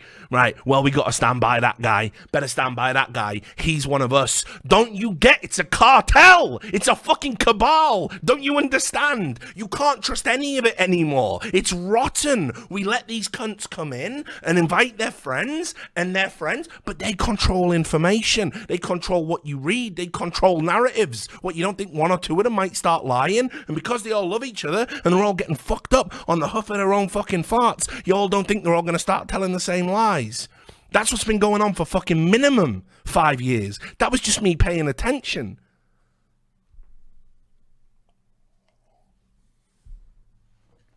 These people will never hold their own accountable. It's like corrupt doctors. Like when a doctor fucking sews you up and he leaves a tool inside you. There ain't no other doctor ever going to come out and go, yeah, actually, I fucking saw that operation. He was out of control. He was drunk. I saw him getting pissed in a car park before he fucking come and done it. They never do. They pull rank. Every time a teacher fucking beats a kid, all the other teachers never saw nothing. Every time a priest fucking molests a kid, all the other priests are like, well, we don't know. Vatican swoops in, pays their legal bills, pulls them out, sends him to the Vatican. Hell, I don't even know where he is. He can't even be deposed anymore. They actively cover up. They cover for their own. Journalists are no different. They're a corrupt entity. They're a corrupt entity.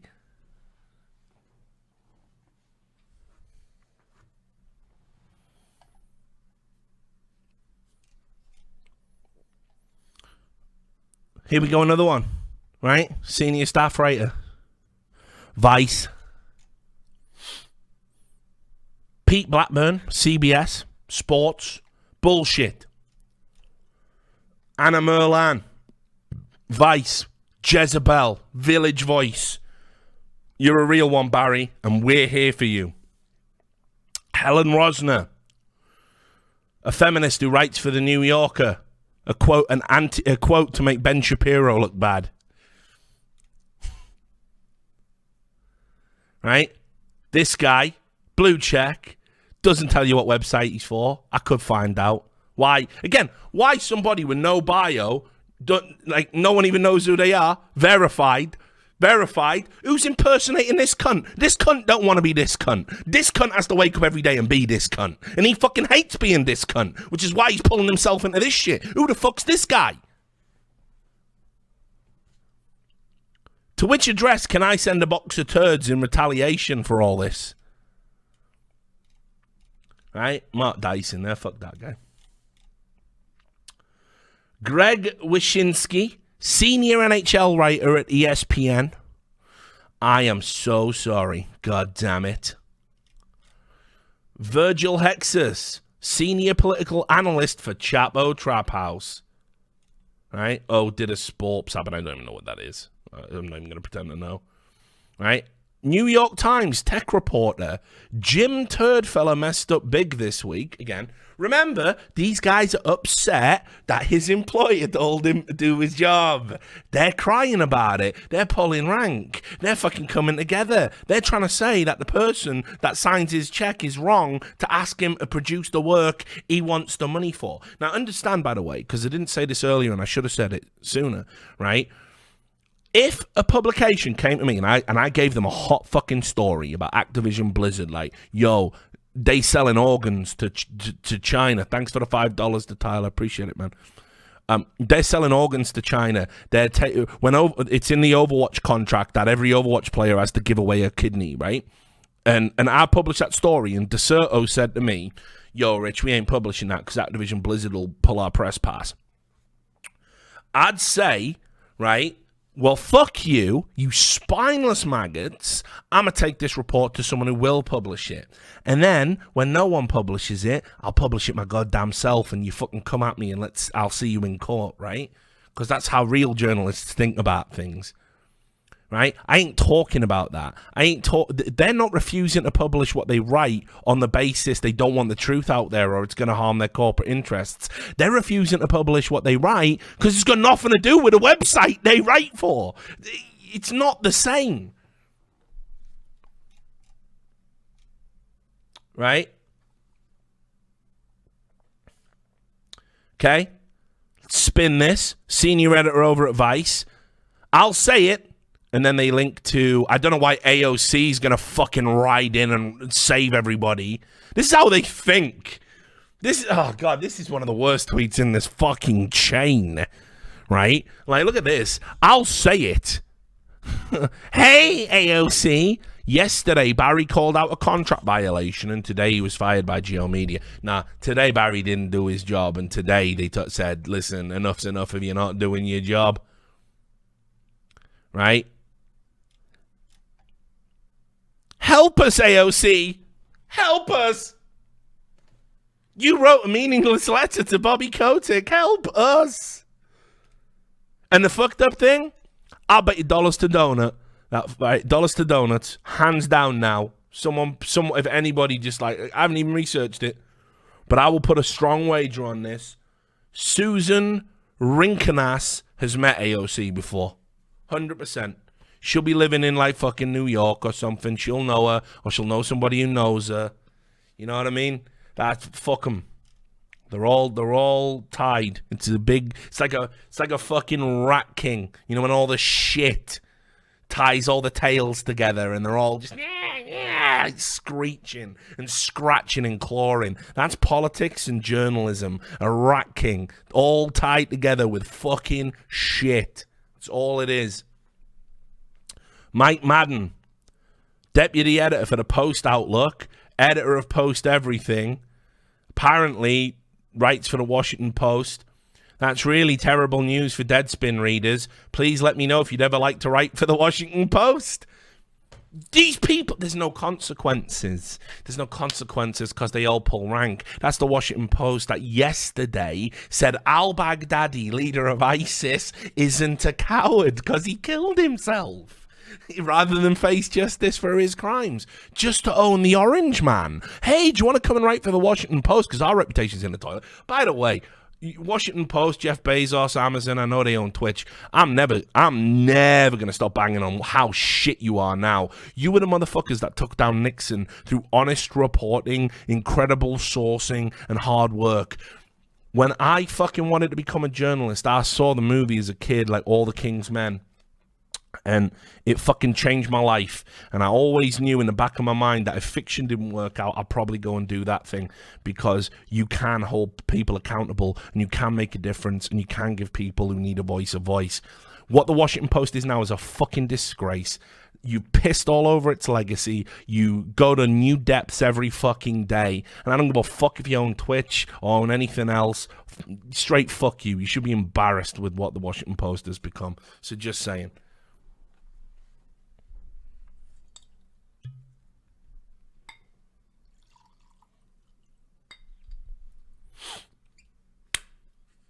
let's keep going. Because, trust me, plenty of self-congratulate you. Oh, here's Molly Knight. Who do you work for? The Athletic LA. Ugh. We noticed that gamers were appropriating oof, so we stopped saying it, and now we've got ugh.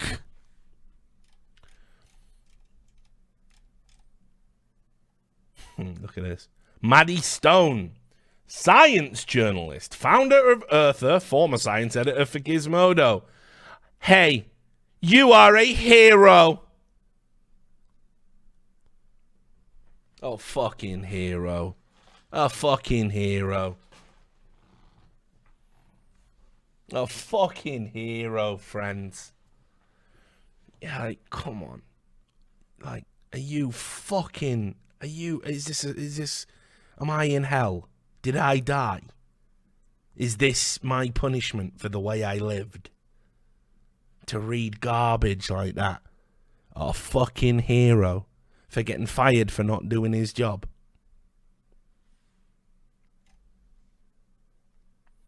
Corey Stamper works for the Fiat Lex podcast. I mean, very high level. Very high. I don't even know what any of that is. Why would I? These fucking... What about this?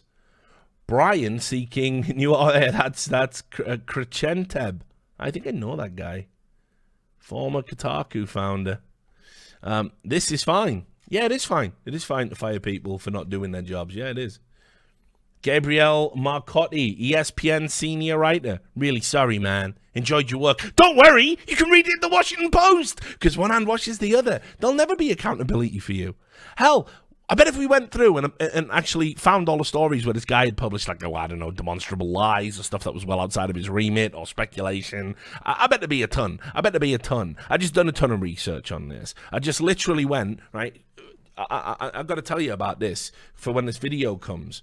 No, save it to the end. I'll save it to the end. It can be a segue. You won't even believe it, guys. You won't even believe how many instances where you just go through an average journalist's career and it's just lies and they just get away with it. There's like never accountability. I could never conceive of that. I was always told when I was at university studying it that if you ever got anything like horrifically wrong, your career would be over. So always like dot the I's, cross the T's. Now it's just like, I can just make shit up. I can just literally make shit up and no one cares. Like, it's mind-blowing. It's so insane what journalism is these days. Who else have we got? Luke Bonner, NBCS, Boston, hang in there. Like, is there not one journalist in the world besides me that maybe should, like, has the thought process? Why couldn't you just write about sports? Is there not one of you? Video director, New York Mag. What the fuck is happening over there? It's called firing employees that don't deliver on what they're contracted to do. It's standard. Again, I recommend that, because some of your friends will be working there soon, go to a Subway and see what happens if you don't want to make someone a sandwich. Go stand in, watch it, tell the person, I'm not making you a sandwich. Not doing it. I don't feel like doing a sandwich today. Now, if you want me to make you a delicious frittata, we can go to my house, I'll knock one up. Right, see how that plays out. See how it plays out. You get fired. Also, as well, the top article on Deadspin at the time, woman furiously shits on floor of Tim Hortons. That can't even be real. That can't even be real, but you know it's real. That can't even be real, but it is real. That's what Deadspin is serving up to its sports fans. And this guy's like going, we shouldn't have to stick to sports. St. John Bond Smith from the Houston Chronicle. For fuck's sake. Patrick Johnston, Province Sports and the Vancouver Sun. I'm a long way away, but I got you back. Keep doing what you're doing. It's a cabal. It's a cartel. They all pull together, even when people are wrong, inarguably wrong. I'm so sorry to hear it, Barry. From Min Max Games. Freelance at Fanbyte, the piece of shit that employs the piece of shit that fucking blackmailed me based on a blog post. How's that working for you, by the way? Have I bowed? Have I started crying? Or have I just got crazier? Am I just going to come after you? Am I going to make sure that my fucking lawyers get you for the outrageous shit you said? Let's have a look, eh? Let's see how it pans out, because I know you're watching the VOD. I know you and your little boyfriend are watching the VOD right now. Yeah.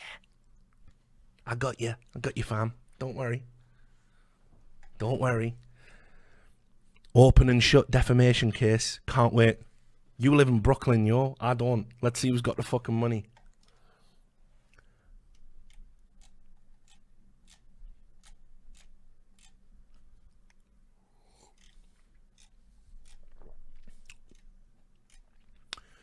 Who else we got? Ernie Smith. Don't know you, but appreciate your work over the years. The internet has your back. Well, very nice of you. Ernie Smith from Reed Tedium and Manifest Agency and Motherboard contributor. Right? Very, very good. Very, very good of you to just assume the internet has his back. Nice. Jim Locke from Fox 5. Maddening. It's maddening. Consequences. There you were, just an innocent journalist refusing to work. Of course, Eugene Gu, coming in my upcoming series, Resistance Incorporated, one of the most mentally disturbed men on the internet. Eugene Gu pretended to be his own fucking girlfriend to get in with another girl. Like, dude, his story's insane.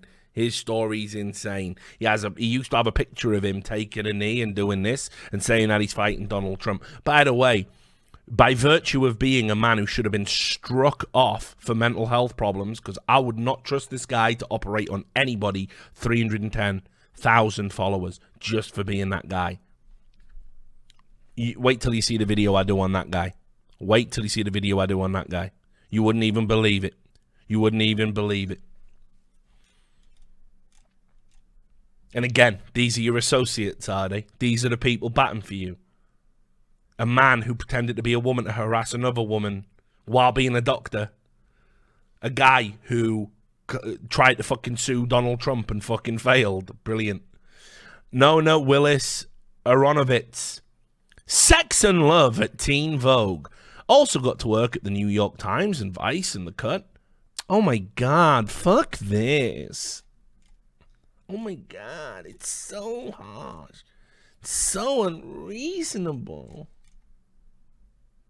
Harrison Webb,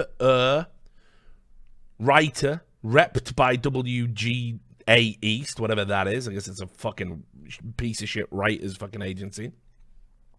We are behind you. Good to know. Also, as well, have you noticed, if you want to spot somebody who's absolutely fucked, someone whose box is absolutely fucking gone, have you noticed how they all changed their name in October to something like a play on word? Like, if my name was like Richard Bowis, you would know my box is gone, and that, like, I am now fundamentally, like, worthless as a person. Like, I'll tell you this.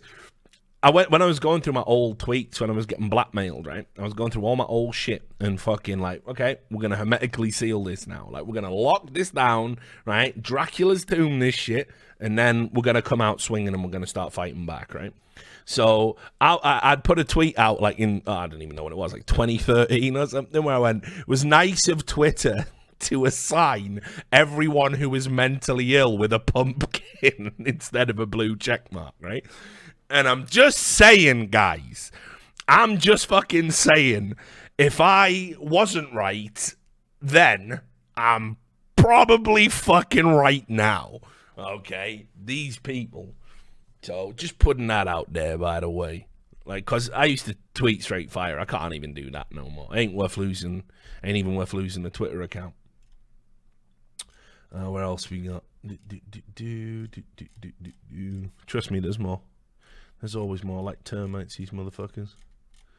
Okay, maybe I'm wrong. Maybe they ain't like termites. But you get the point. Dozens of fucking journalists coming out and just being like, listen, dudes, this is so bad. It's like terrible. You got fired for refusing to do your job. I don't know, Scott, man. If you are called Sir Spooks, if I click on now, is that real? Is that real, though? Alright, I'm looking, man. I'm gonna forgive you anyway, fam. But let's just see. Nah, you good. See, I knew. You normal. You normal, right? But yeah. If you did have Sir Spooks and a pumpkin, I'd have just been like, listen, it's all good, man. You getting, you older than everyone anyway. You get to do what the fuck you want, right? So it's fine. You made fuck you money too, so who cares? Like, who cares what I say? Anyway, right. So let's wrap up. That's the Deadspin. That's the fucking Deadspin. And I just want to also underline, like, this stuff that's going on with Kotaku, everyone's talking about like it's some sort of systemic management failing, right? Well, no. So here's what went down today with Kotaku. Because it's almost like people want to make money. It's almost like people want to make money, right? I'm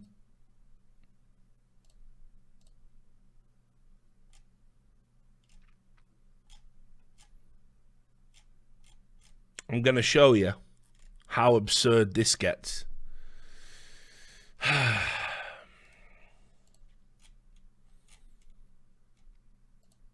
Right. Turns out Kotaku stuck some horrific ads. Now, again, I never read their site. What they going to teach me about games? What they going to teach me about esports? What they going to teach me about journalism? Real talk. Outside of Cecilia D'Anastasio, they ain't got shit. She's the jewel in the crown for me. Her work's good. She still won't follow me back on Twitter. She can't, but we've talked. She's not allowed. Like, if she was publicly seen to be following me on Twitter, that would be outrageous. But we talked a few times, and I respect her work, and I respect her. So you know how it is. But anyway, like, I don't check Kotaku on the reg. So apparently they started fucking running some bullshit, like adverts that were like old school. You remember them ones when you first went on the internet? I mean, some of you Zoomers won't know about this shit, but when you first went on the internet and it was like Wild West gangland shit, you went on and it was like literally like, smash this iPhone 3 times to win an iPhone, and like you would move your cursor around the fucking thing and it would follow you, and every time you're like, well, I'll just smash the fucking iPhone then, I guess. You would hit it and it would go wah, and you would hit it again, wah, and you hit it again, wah, like loud as fuck, deafening, couldn't escape it, right? And then you smash it and you're like, right, smash the iPhone, yeah, so I didn't win, right? But then everybody wins. So it then opens up another web page from the one you were on, and you had to go to that web page, and it would be like, put your address in, and congratulations, you're the first person who wasn't dumb enough to smash an iPhone. That was literally following your mouse around. So you had all that shit, right? This is what gave birth to ad blocker. You know what I mean? Like, because people were just taking the motherfucking piss. Like, you couldn't even go to a website without just getting hit with all sorts of like loud screamers, crazy ads and stuff. So apparently Kotaku were doing something similar. Like, apparently there was some ads on the website now, which I didn't see, that were really bad. So I don't approve of that. I think if you're going to advertise to your fucking audience, you have a responsibility that your commercials, your advertisements from your partners aren't ridiculous. Like, jump scares. Some motherfuckers don't keel over from a heart attack, or here's Goatsy. Like, I don't need that all up in my face. Like, I'll go look at Goatsy in my own time, and I do every day. Check him out, the patron saint of the shock site, every day. Just as a palate cleanser. Like, you know what I mean? When I've just looked at this, the tweets of the average games journalist, I put Goatsy on my second monitor and just stare into it, and I go, it's better. I feel so much better now. Like, it's all right. You know what I mean? Anyway, the fucking apparently these ads they had on the site was so fucking bad. They were so fucking bad, bruvs. So they the Kotaku staff, without talking to the management, put this article up.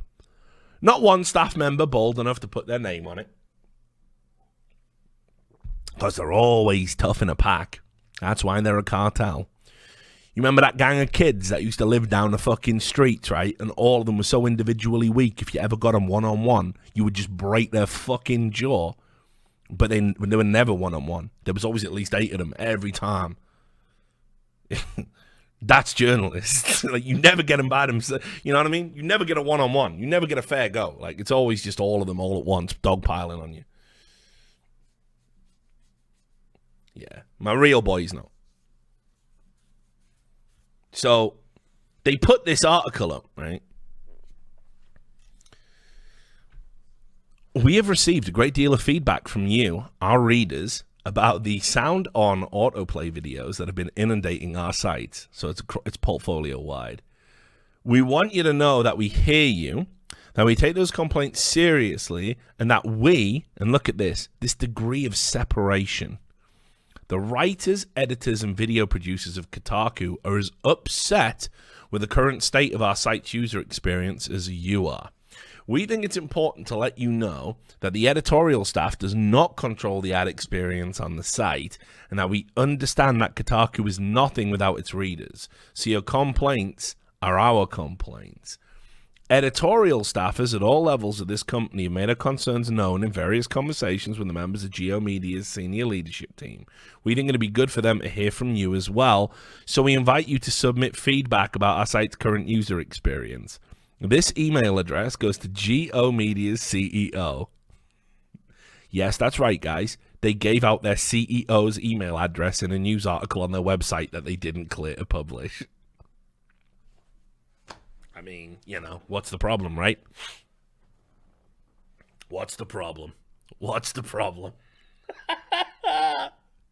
These people think they're the victims. I swear. It's mental. Like, honestly, they gaslight you, they gaslight me, they gaslight everybody. Like, it's ridiculous. It's so insane.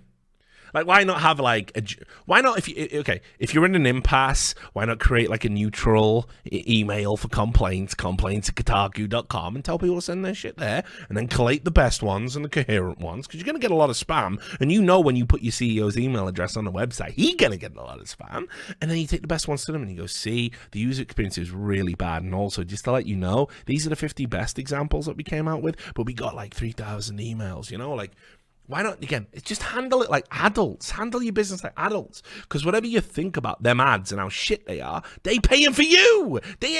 I can complain about them. I'm clicking on your site.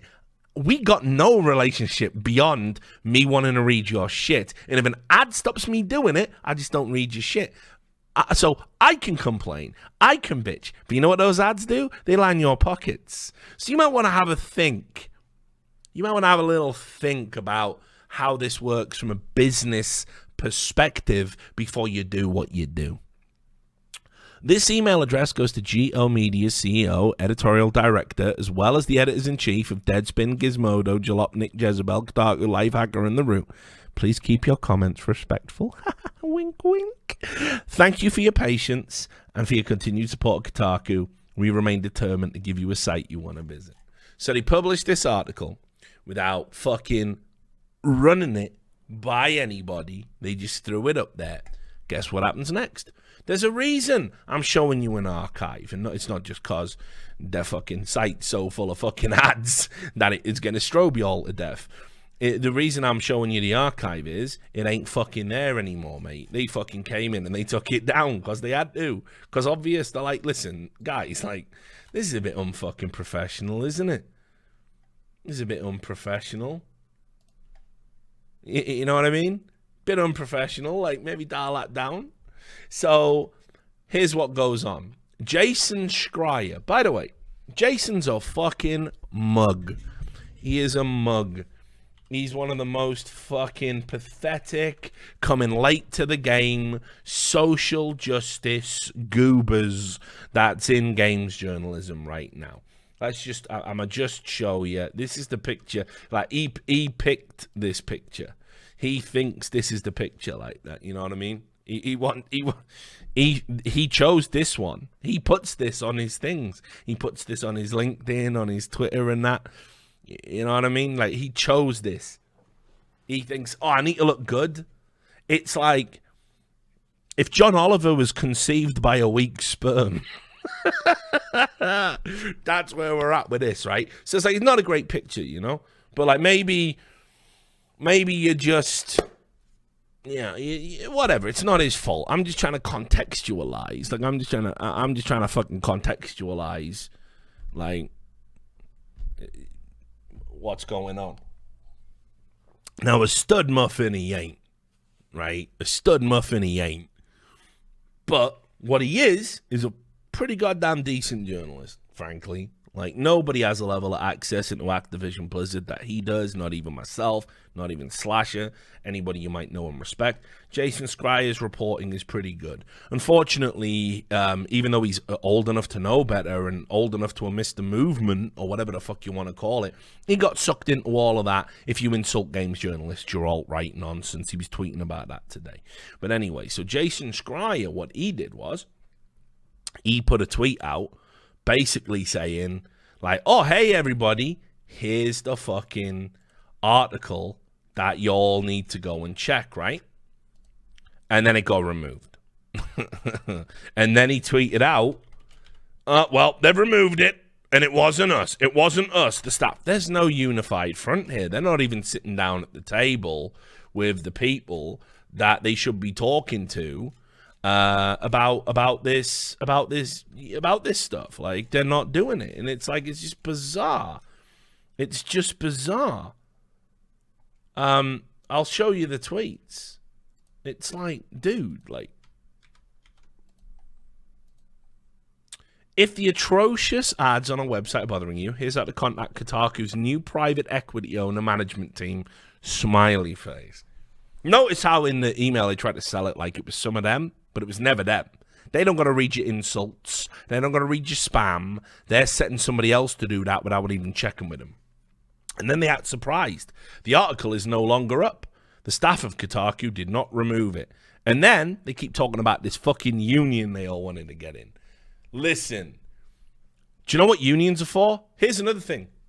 Journalists, y'all hate me. I know you do. Hi, hello, for when this gets clipped. Especially you, Mr. John Oliver Weeksperm. I used to be a union rep. I used to literally be a trade union rep. If you all doubt it, and you want to do a little hit piece, but I'm lying. I'll tell you the trade union and where I was at. I know what trade unions are for. Trade unions are not to avoid consequences for actual actions of misconduct. They are to make sure punishments are fitting and fair. And also, in the case of where punishments have been approached completely outside the remit of what an employer can do, you absolutely push back and you make sure that there are no punishments at all. What's happened here is you guys, completely unauthorized, have published a fucking article on a website that's directly attacking the advertisers of a website. And you've put your CEO's email up and gone, yo, complain to this guy, fuck this guy, wasn't us. Yeah, I'm pretty sure that your code of conduct that you all agree to sign in your contracts probably covers this. Trade union rep to person thinking union's going to save you and all. If I was sat down on this, if I was given this case to rep you for, I'd be like, you did something, blood. Like, there's not, like, I'm gonna put you in a room, you and me, and be like, you fucked up, blood. Like, I mean, all we can do here is like basically beg that you don't get fired or fined or penalized or suspended. Like, we're gonna have to really work with the employers here. Do I have your permission to do that? That's what I'm going to have to do. And again, you're a corporate bootlicker. Richard Lewis, the known corporate bootlicker, never took a dime from the companies you take money from. Never going to be shucking and jiving in front of Doritos and Mountain Dew like you were. Always told it like it was. Yeah, but I'm the bootlicker. Telling it like it is right now to your motherfucker's face. Yeah, I'm the bootlicker. Project more. Project more. Project more.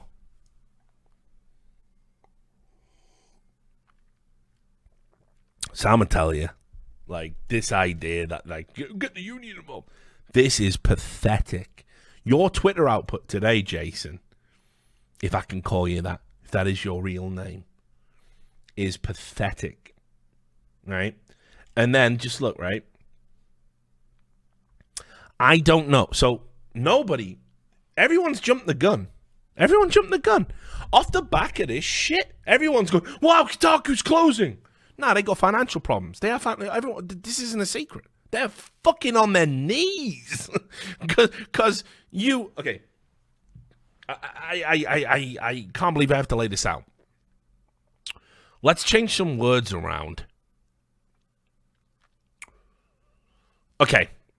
Fish market that routinely publishes articles telling people that people who eat fish are cunts and that fish is bad for you and that fish needs to change and would rather also serve you steak are perplexed that the business they work at, the fishmongers, can no longer stay open. Just swill that around. Swill it around. Do you get it yet? Do you get it yet? Do you get why you're on your knees financially?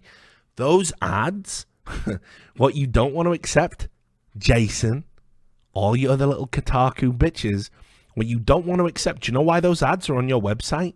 Because you drove away every fucking gamer. You drove away all your audience by being unbearable, unlikable, unbelievable, disgusting examples of journalists. That's why. Those ads, you did that. Not your corporate paymasters, you did that. You did that. Because they're desperate now. They're desperate now. They're desperate. They're on their fucking knees.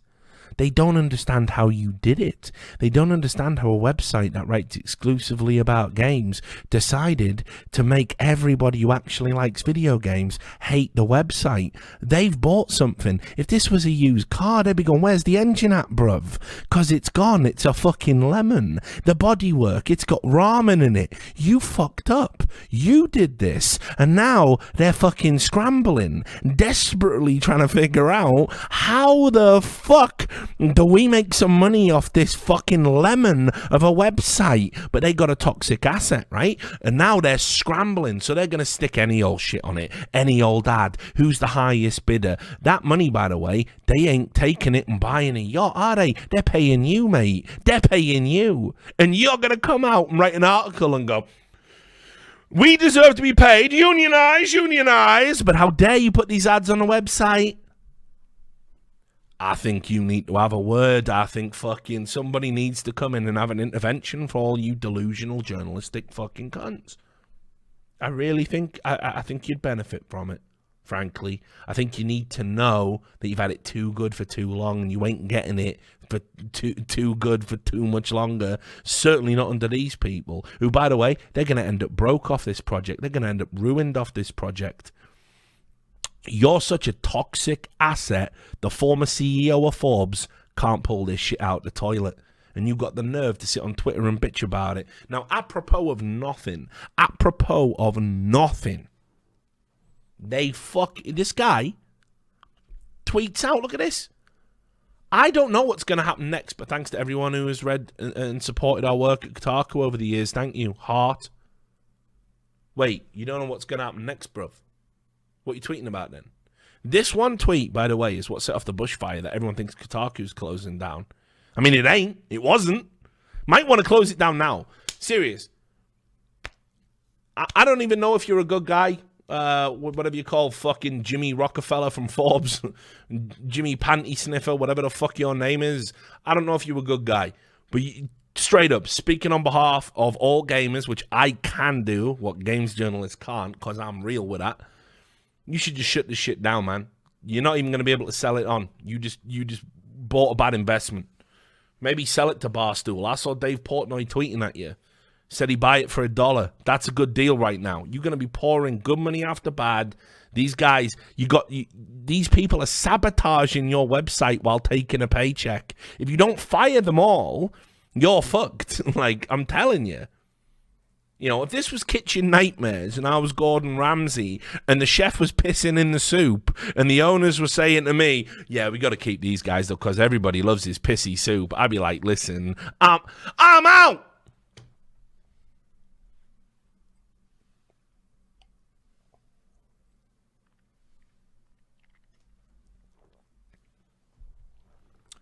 But anyway, this guy is so malicious and pathetic and spiteful. He tried to imply that Kotaku was getting shut down because they removed an article that was complaining about their advertising partners. I'll give you some, let me give you some behind the scenes shit.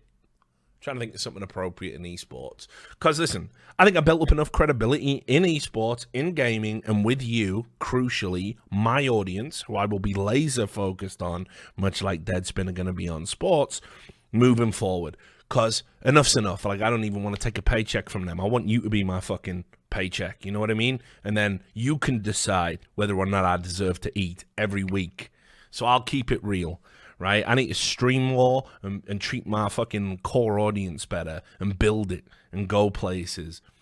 So we're gonna do that. But let me just fucking tell you, right? When I was doing esports, right? When I was doing the whole esports events thing, there was a little thing called the Score Esports.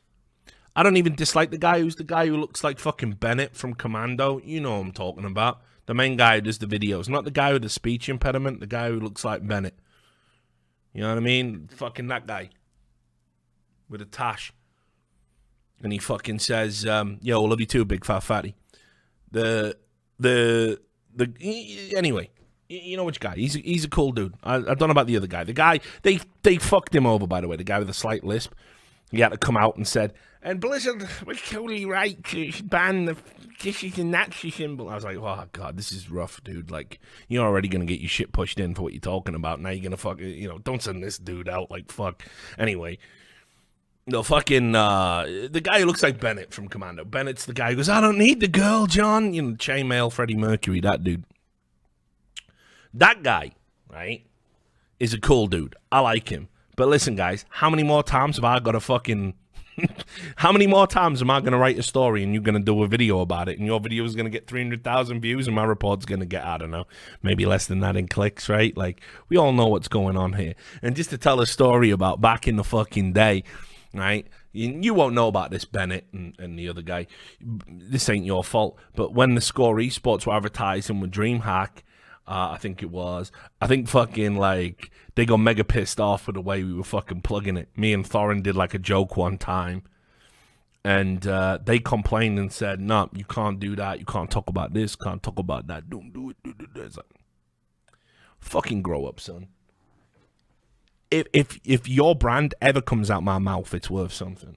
In journalism, absolutely. But we had to. Do you know why we had to fucking stop talking about it? Because DreamHack told us to. So we had to be nice and we had to be respectful and we had to not joke around with it. Because we were taking a paycheck from DreamHack. So we did what DreamHack wanted. Because DreamHack were paying us. That's the game. That's how it works. I can come home and tell you about it later. I can raise an objection on the broadcast at the time. I can refuse to take the money and walk off the broadcast. These are all options. What I cannot do is take the money and then say to DreamHack, lol, fuck you, the Score Esports is shit, and say that live on air and then expect me to keep getting paid. You can't do that. Don't think the Score Esports is shit. You go way better. Can't do it, right? That's what these games journalists are trying to do. And then, imagine this. You tweet this out. No one's getting fired from Kotaku. Like, straight up. I'm going to tell you. I talked to my boys. I talked to my peoples today. I'm like, are they even talking about shutting down Kotaku or getting fired? And everyone's like, nah. Like serious. Like, Jason Schreier just had a fucking tantrum and tweeted that out. And started this whole thing. Can you even believe it? And then, this is just the fucking chef's kiss, right? Oh, you're so fucking good. Got some bad news for all the alt-right chuds spamming my Twitter feed today. 1, Kotaku is alive and fighting. And 2, I already know how to code. Let me drop some fucking news on this. 1, the only reason people thought it wasn't alive and wasn't fighting is because of your fucking petulant, childish tweet. You fucking, like, if John Oliver wanked onto the chicken from a Razorhead looking motherfucker. 2, You already know how to code? Nah, you don't, dog. Calm the fuck down. Don't oversell it. I made a website at college. Shut the fuck up. You fucking clown.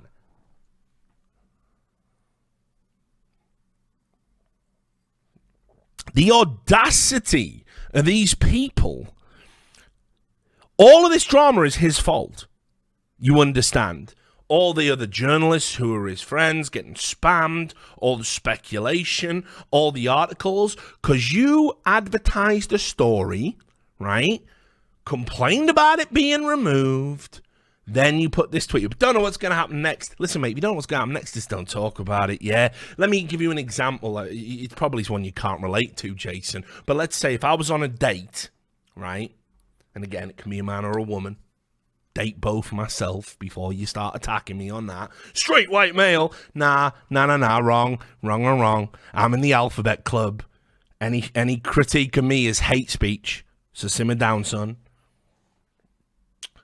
If I was on a date, right, and I'm fucking with somebody, and I went, you know, and they were like saying, "Oh, are we going out tonight? We gonna watch a film? You know, we gonna have a meal?" And I just went, I don't know what's going to happen next, but whatever it is, I just want to say I've really enjoyed your company. They're afraid, Jason. They're afraid, mate. And do you know why they're afraid? Because that's ominous as fuck, innit? And it's come from fucking nowhere, you know what I mean? They run out. They go, oh, okay, yeah, I'm just going to go to the toilet. And they're shimmying down a fucking... they're shimmying down a drain pipe, bruv. Like, you just literally made it sound like something bad was happening, and you deliberately worded it in a way to try and get away from responsibility of your actions. And then you follow it up going, sorry, alt-right chuds, we're actually alive and fighting. The only reason anyone's speculating otherwise is because of you. You fuck, is this, like, does this... he's a respected journalist. He's a published author. He's wrote a book. Do you know what I mean? Like, it's too much, guys. It's too much. It really is, isn't it?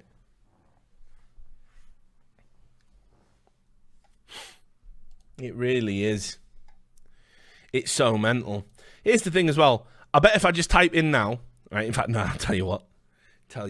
Let's wrap this segment of the stream up.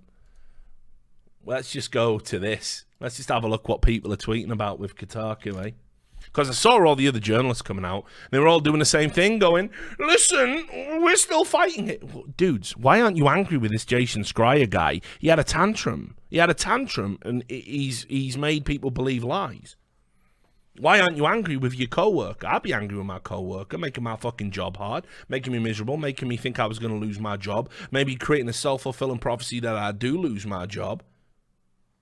I'd be, like, pretty pissed off. Nah, you all stay together, though, don't you? Do you know why? Because you all know you get onto that Phoenix website. If you don't know what one of them is, in the business, guys, when one of these websites dies, which they always do in the end, because they're rotten, they fool somebody, or some dickhead gets some money, and they say, hey, let's make another website. I've got a small bit of office space in a New York high-rise, and let's do it. Do you desk? Full Nathan Barley bullshit. And they create a new website, and they invite all the same cunts that tanked the last website to come and work for this new website. And in a year, that website tanks, and everyone's confused as to why it happens, but not one of them thinks it's because maybe they're shit. Check them out. Phoenix websites, friends. They're a real thing.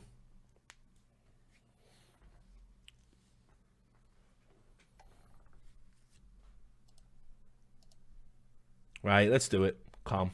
Let's plow through the Kotaku Twitter feed.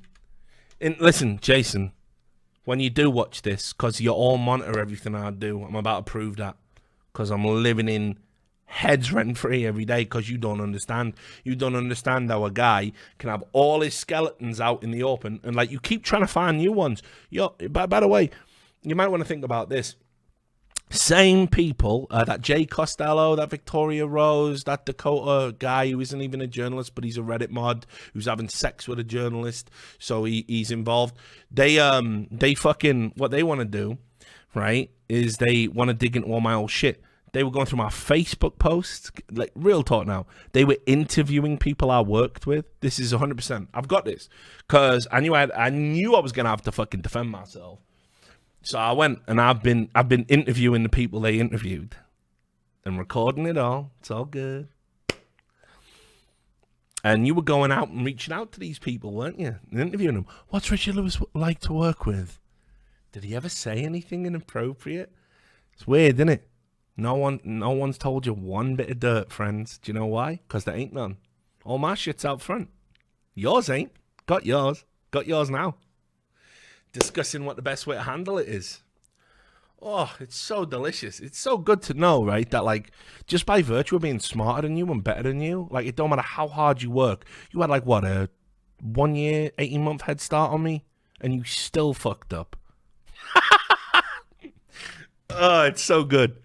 Oh, mate. So this ain't even blackmail, by the way, because that ain't my life. But you all need to be profiled. People need to know who you are, what you're doing. Yeah, we're gonna get on that. We're gonna think we need a website that starts talking about, you know, journalists and, you know, we had that, what was it, deep freeze, IT. Think we need to start updating that, getting some actual profiles on, you know, start talking about your shit. You want to talk about my shit? Yeah, publish that blog. It's a wicked book. Do you know how many people are telling me right now that if I self-publish that book, they buy it?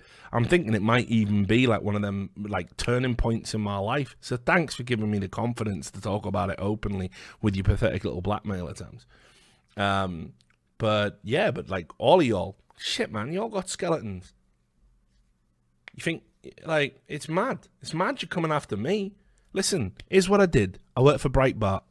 6 months. Apologized. Recognized now in a way I didn't before. Yeah, actually, I might have attracted some folk to radical politics I wish I wouldn't have done because I'm not about that. 2, Loader tried to fucking headbutt me and I gave him thumbs in the neck. People don't like thumbs in the neck. You know why you don't like thumbs in the neck? It's designed. It's like, listen, if you're gonna swing that big old giraffe neck at me, bruv, you're gonna get fucking, you're gonna have trouble breathing while you do it. It ain't choking. It ain't strangling. It's just letting people fucking know what time it is. Like, I ain't getting headbutted. I'm never apologizing for that ever again, by the way. And not after this day. Fuck that. What I did was right. You want to write lies about it? Okay. But never apologizing for that again. So that stops now. Because you wrote lies about it back then. I know, PC Gamer, your article should get that took down. I think I'll use some of this 200 grand I got in the bank to fucking pay a lawyer to fucking start asking about why you refused to take comments from people who were there that said Richard didn't choke Loader, which I got proof of. So that's the second thing. Turned out the guy who fucking wrote the article had interviewed Loader and was a massive Alliance fanboy. Just saying. And what was the other fucking bad thing I ever did? I never said nothing racist, never been racist, never done nothing discriminatory to anybody. Oh yeah, it was this blog. It was this blog of clear fiction. Well, you got me. You nailed me, guys. You nailed me. All that's out in public, by the way. And I show people that, and I tell people that, and I talk about it. Your shit, by the way. Uh-oh. People don't know about your shit. It's rough. It's rough that they don't know. But they're gonna know. And I think they got a right to know, because you're a public figure. Remember this. I'm a public figure. I'm publicly accountable. You're a public figure. Guess what? It's weird. It's weird how it works, isn't it? So, ain't naming names. You all know you are. Time to start fucking digging deep, I think, though. I promised I was going to do this after all of y'all motherfuckers smeared John when he died, and I didn't. I hired a private detective to look into some shit. I got some stuff. I never wrote it up. I couldn't. I was dealing with grief. I got hit with Jeff later. Now, listen, gloves off now. Fuck y'all. Fuck y'all. You think you're putting Richard to sleep? Like, nah, dudes, like, you ain't been paying attention. You ain't been paying attention how this story pans out each and every time.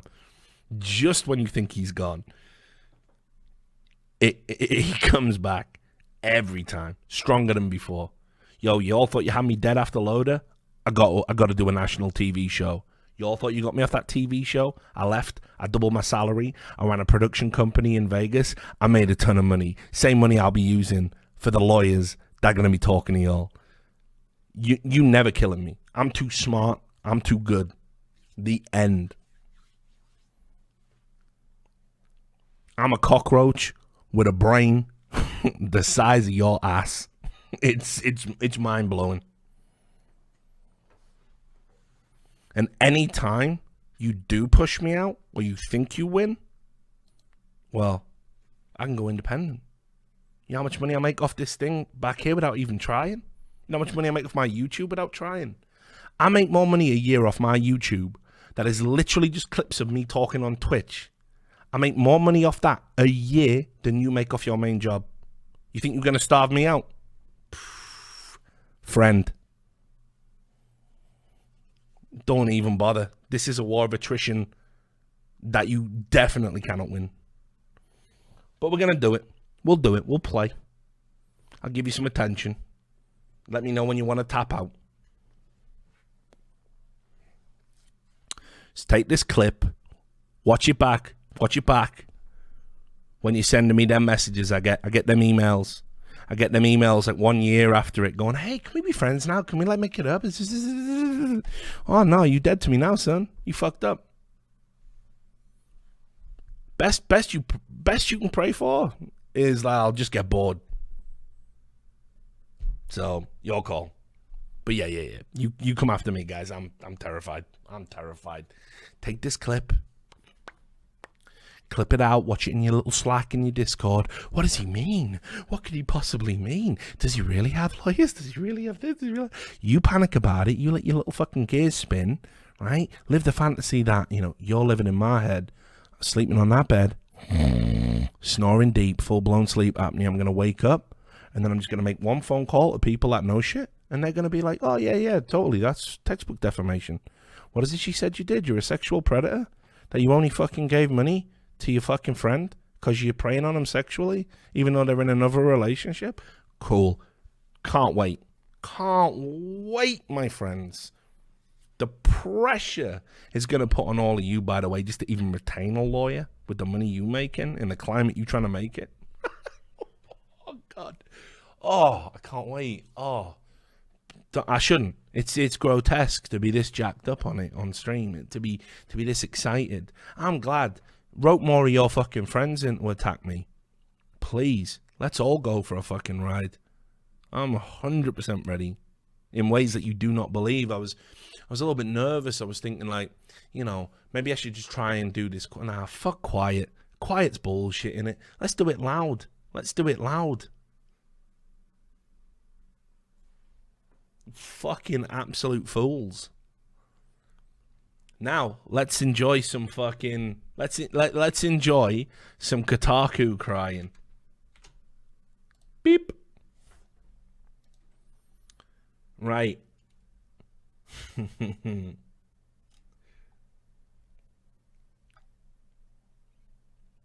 Tell you what, right, hold on. Give me this.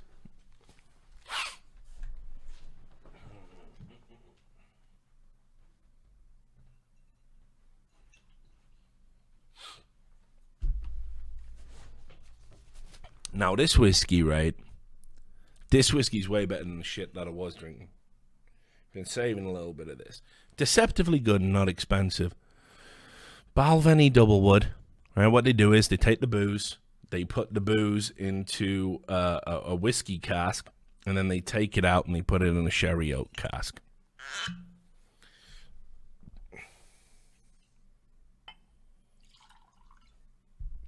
Save this for, the end of the night. The other shit, for those who want it to know, this is Dalmore Portwood. It's a throwaway. It's got no lasting palate. It's a no age statement whiskey, you know what I mean? They can't help it. It's decent though, for about 80, 90 bucks a bottle. That's the other shit's way more expensive. What's my favorite cocktail? I've been trying to rot my insides out. I'm a margarita sucker. I can't help it. Can't help it. Right, here we go. Let's do it. Let's have a look at some of this. Big Fat Bob Chipman. Oh, I love Movie Bob. He is a gift. He is a gift that just never stops giving. Movie Bob. Do you guys know Movie Bob? Are you familiar with his work? You know, because this guy is just incredible. Like, let me just give you an example of how I've wrecked this guy before. He definitely has me muted because he should have blocked me. He couldn't resist.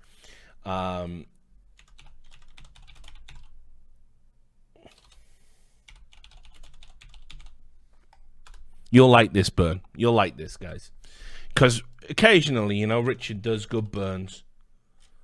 I am known for it.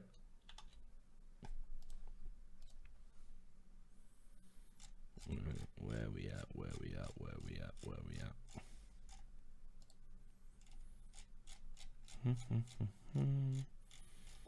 There's a lot of sorry, there's just lots of Trudeau. Fuck me, what a joke. Here it is, right?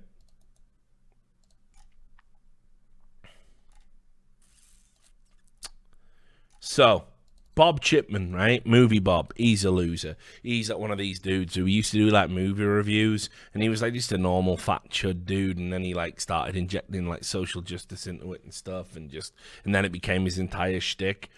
So you can see here, if your opinion on what's happening to the writers and employees at Kotaku, Deadspin, across Gizmodo, etc., is anything other than horror and disgust at corporate vultures squeezing journalists out of their jobs.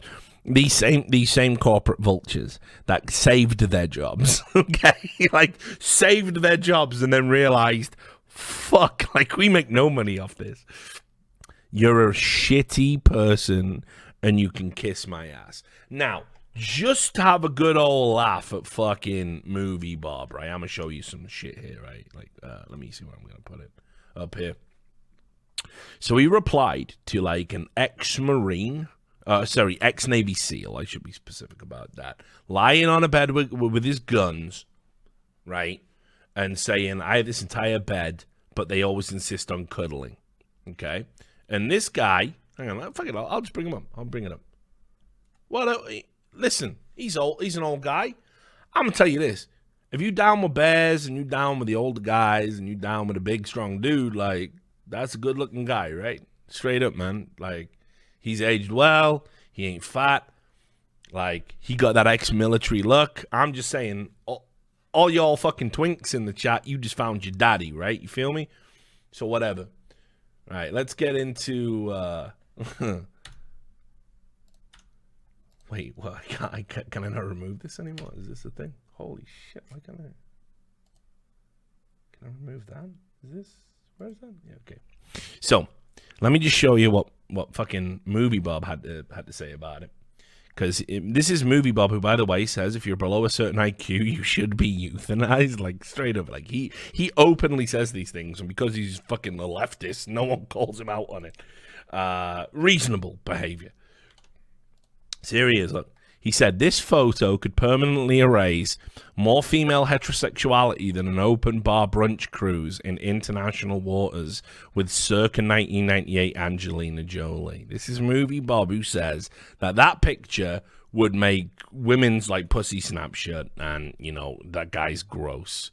So I did a reply. Oh, please tell me that my reply's there. Here it is. How much does this one erase? Look.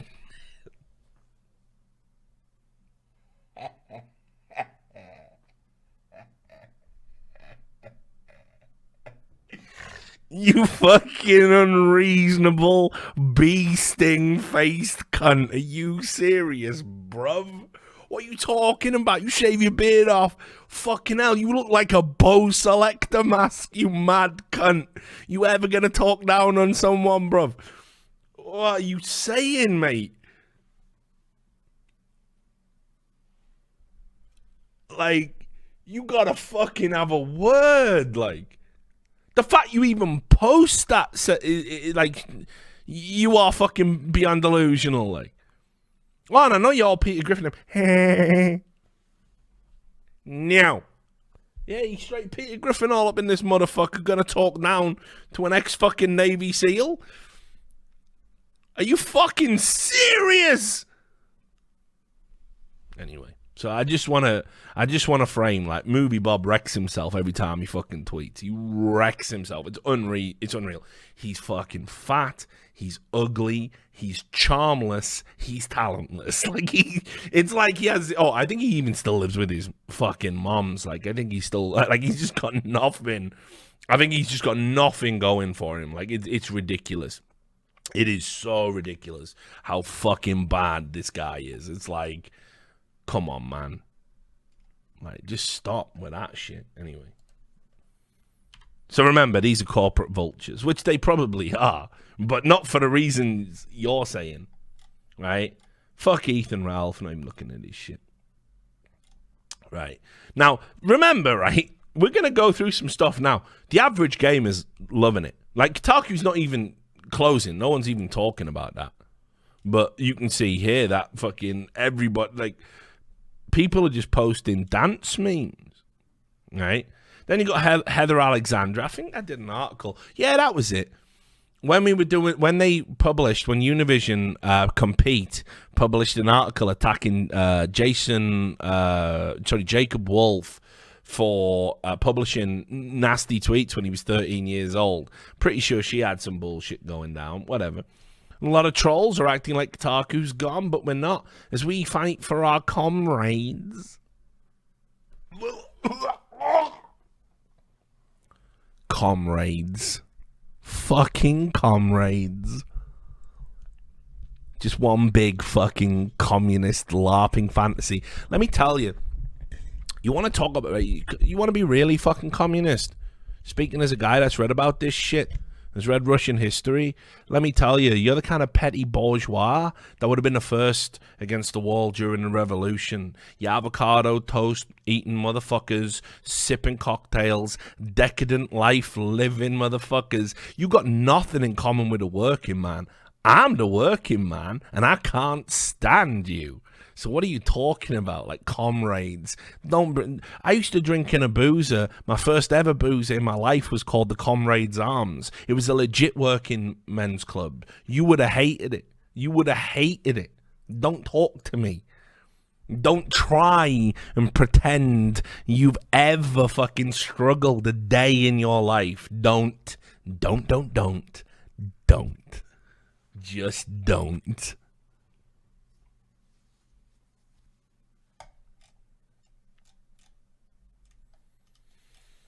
Where else we at? Just got briefed on the situation with Kotaku, and for whatever little it is worth, I wanted to throw my voice behind the staff. There's nothing going on at Kotaku. Jason just had a tantrum. It's fine. This seems a good summary for those confused to what's up. Oh, did Vice write a summary? Dare I click? Oh, okay. Course Vice came to the rescue. Don't worry, bruvs. It's not a cartel. It's not a gang. But we're gonna quickly get an article up over here. Even though we're gonna justify conduct that if we did it, we'd be out of a job over here at Vice. But don't worry, we got you. And then we can just keep working for startup after startup after startup after startup after startup after startup, and just keep going on this journalistic fucking merry-go-round. None of us produce a single article worth anything. Kellogg's cornflakes can be used to glue together things. Fuck me, like it's ridiculous. Okay, let's read your bullshit. Let's read your bullshit. Geo Media is fighting its staff over objectively bad autoplay ads. They're objectively bad, folks. We're putting that in the title. Of course, we're going to... Wait. You want to strobe some more, but... You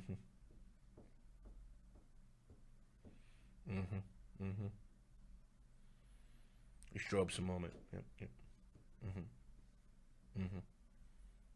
Yep. We good? We done? Excellent. I don't know what MailChimp is. I'm not sure I want to know. I'm pretty sure Sam would, though, if he was here. There's nothing funnier to Sam than a monkey. It's like, it's just the root of all comedy for Sam. You just say to him, monkey. He just loves it.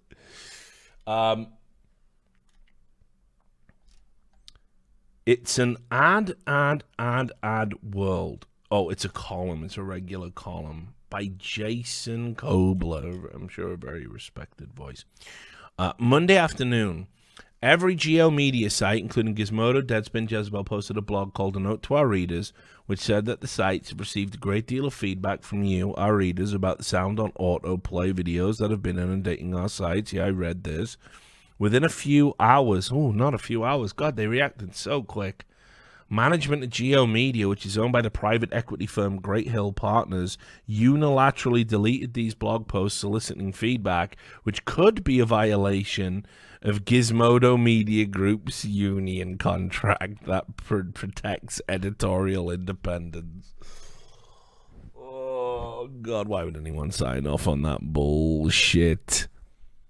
Editorial independence isn't there for this. It's not there so you can wreck your own publication's revenue model and tank the fucking business you all get paid from.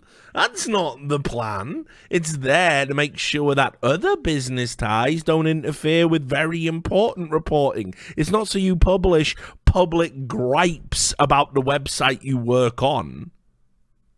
Am I mad? Must be. Once a story has been posted, it can only be removed by a majority vote of the executive editor, the CEO, and the general counsel unless required by law, according to Deadspin deputy editor Barry Pacheski. The move is a clear violation of our rules. Well, I reckon it's going to hold up. The spokesperson for Geo Media told Motherboard that this blog was originally published. Told Motherboard after this blog was originally published that a vote had been taken, and the vote was 3-0 in favor of removing the post. All right, cool. Nice rules, guys. The three people in those roles are Great Hill Partners stooges. Oh, okay, but they're allowed to vote, though, so it doesn't really matter whether they're stooges or not. The reason you would agree to a vote is if you had stooges in place to vote. It's kind of like, I shouldn't bring it up, but it's kind of like some of the stuff that's going on right now, democratically speaking, democracy, America, I guess that's okay, though. It's okay to have impeachment hearings in, complete secret, and for people when they come to those hearings and they're allowed legally to ask questions, to have members of the people pushing for impeachment stand up and tell witnesses to refuse to answer those questions. This is all fine. You guys are very upset about this too, I'm sure. Not me, you're the consistent moral beacons. Whatever, that's nothing to do with this. The three people in those roles are Great Hill Partner Stooges. It's CEO Jim Spanfeller, it's executive editor Paul Maidmont, who has worked with Spanfeller for decades, and it's general counsel Kai Falkenberg, who was out last month. Yeah, cool. They agreed to the system, and then they sewed the system up and made sure they were represented. Again, what's the surprise, folks? By deleting the posts, they ensured the Streisand effect. Yeah, Streisand effect definitely happens when journalists won't stop crying about it to their audience. And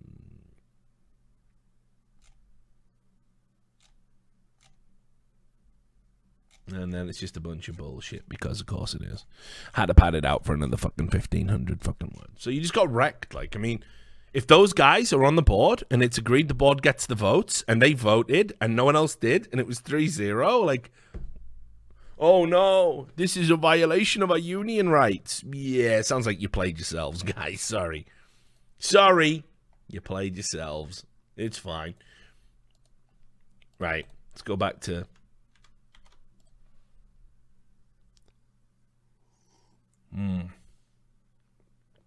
Man, that's so much better than the other stuff. Let's keep scrolling through. A lot of trolls, the quarterings all up in that motherfucker. Big Chungus. My heart goes out to all Kotaku staffs losing their jobs. No one's losing their jobs. No one has lost their jobs yet. Deadspin and Kotaku were the first outlets I ever read. Cool. Like, why are everyone typing up these eulogies? Like, off one guy's tantrum. And even in his tantrum, he said, I don't know what's happening next. God, I'm going to miss you, Kotaku, man. Gonna miss you so much.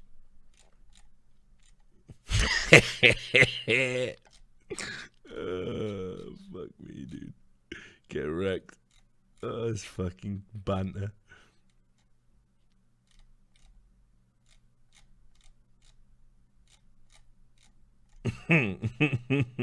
Anyway, whole point is Kotaku's not even fucking going anywhere, guys. Like, no one's been fired by Kotaku yet. No, you know, it's just nonsense.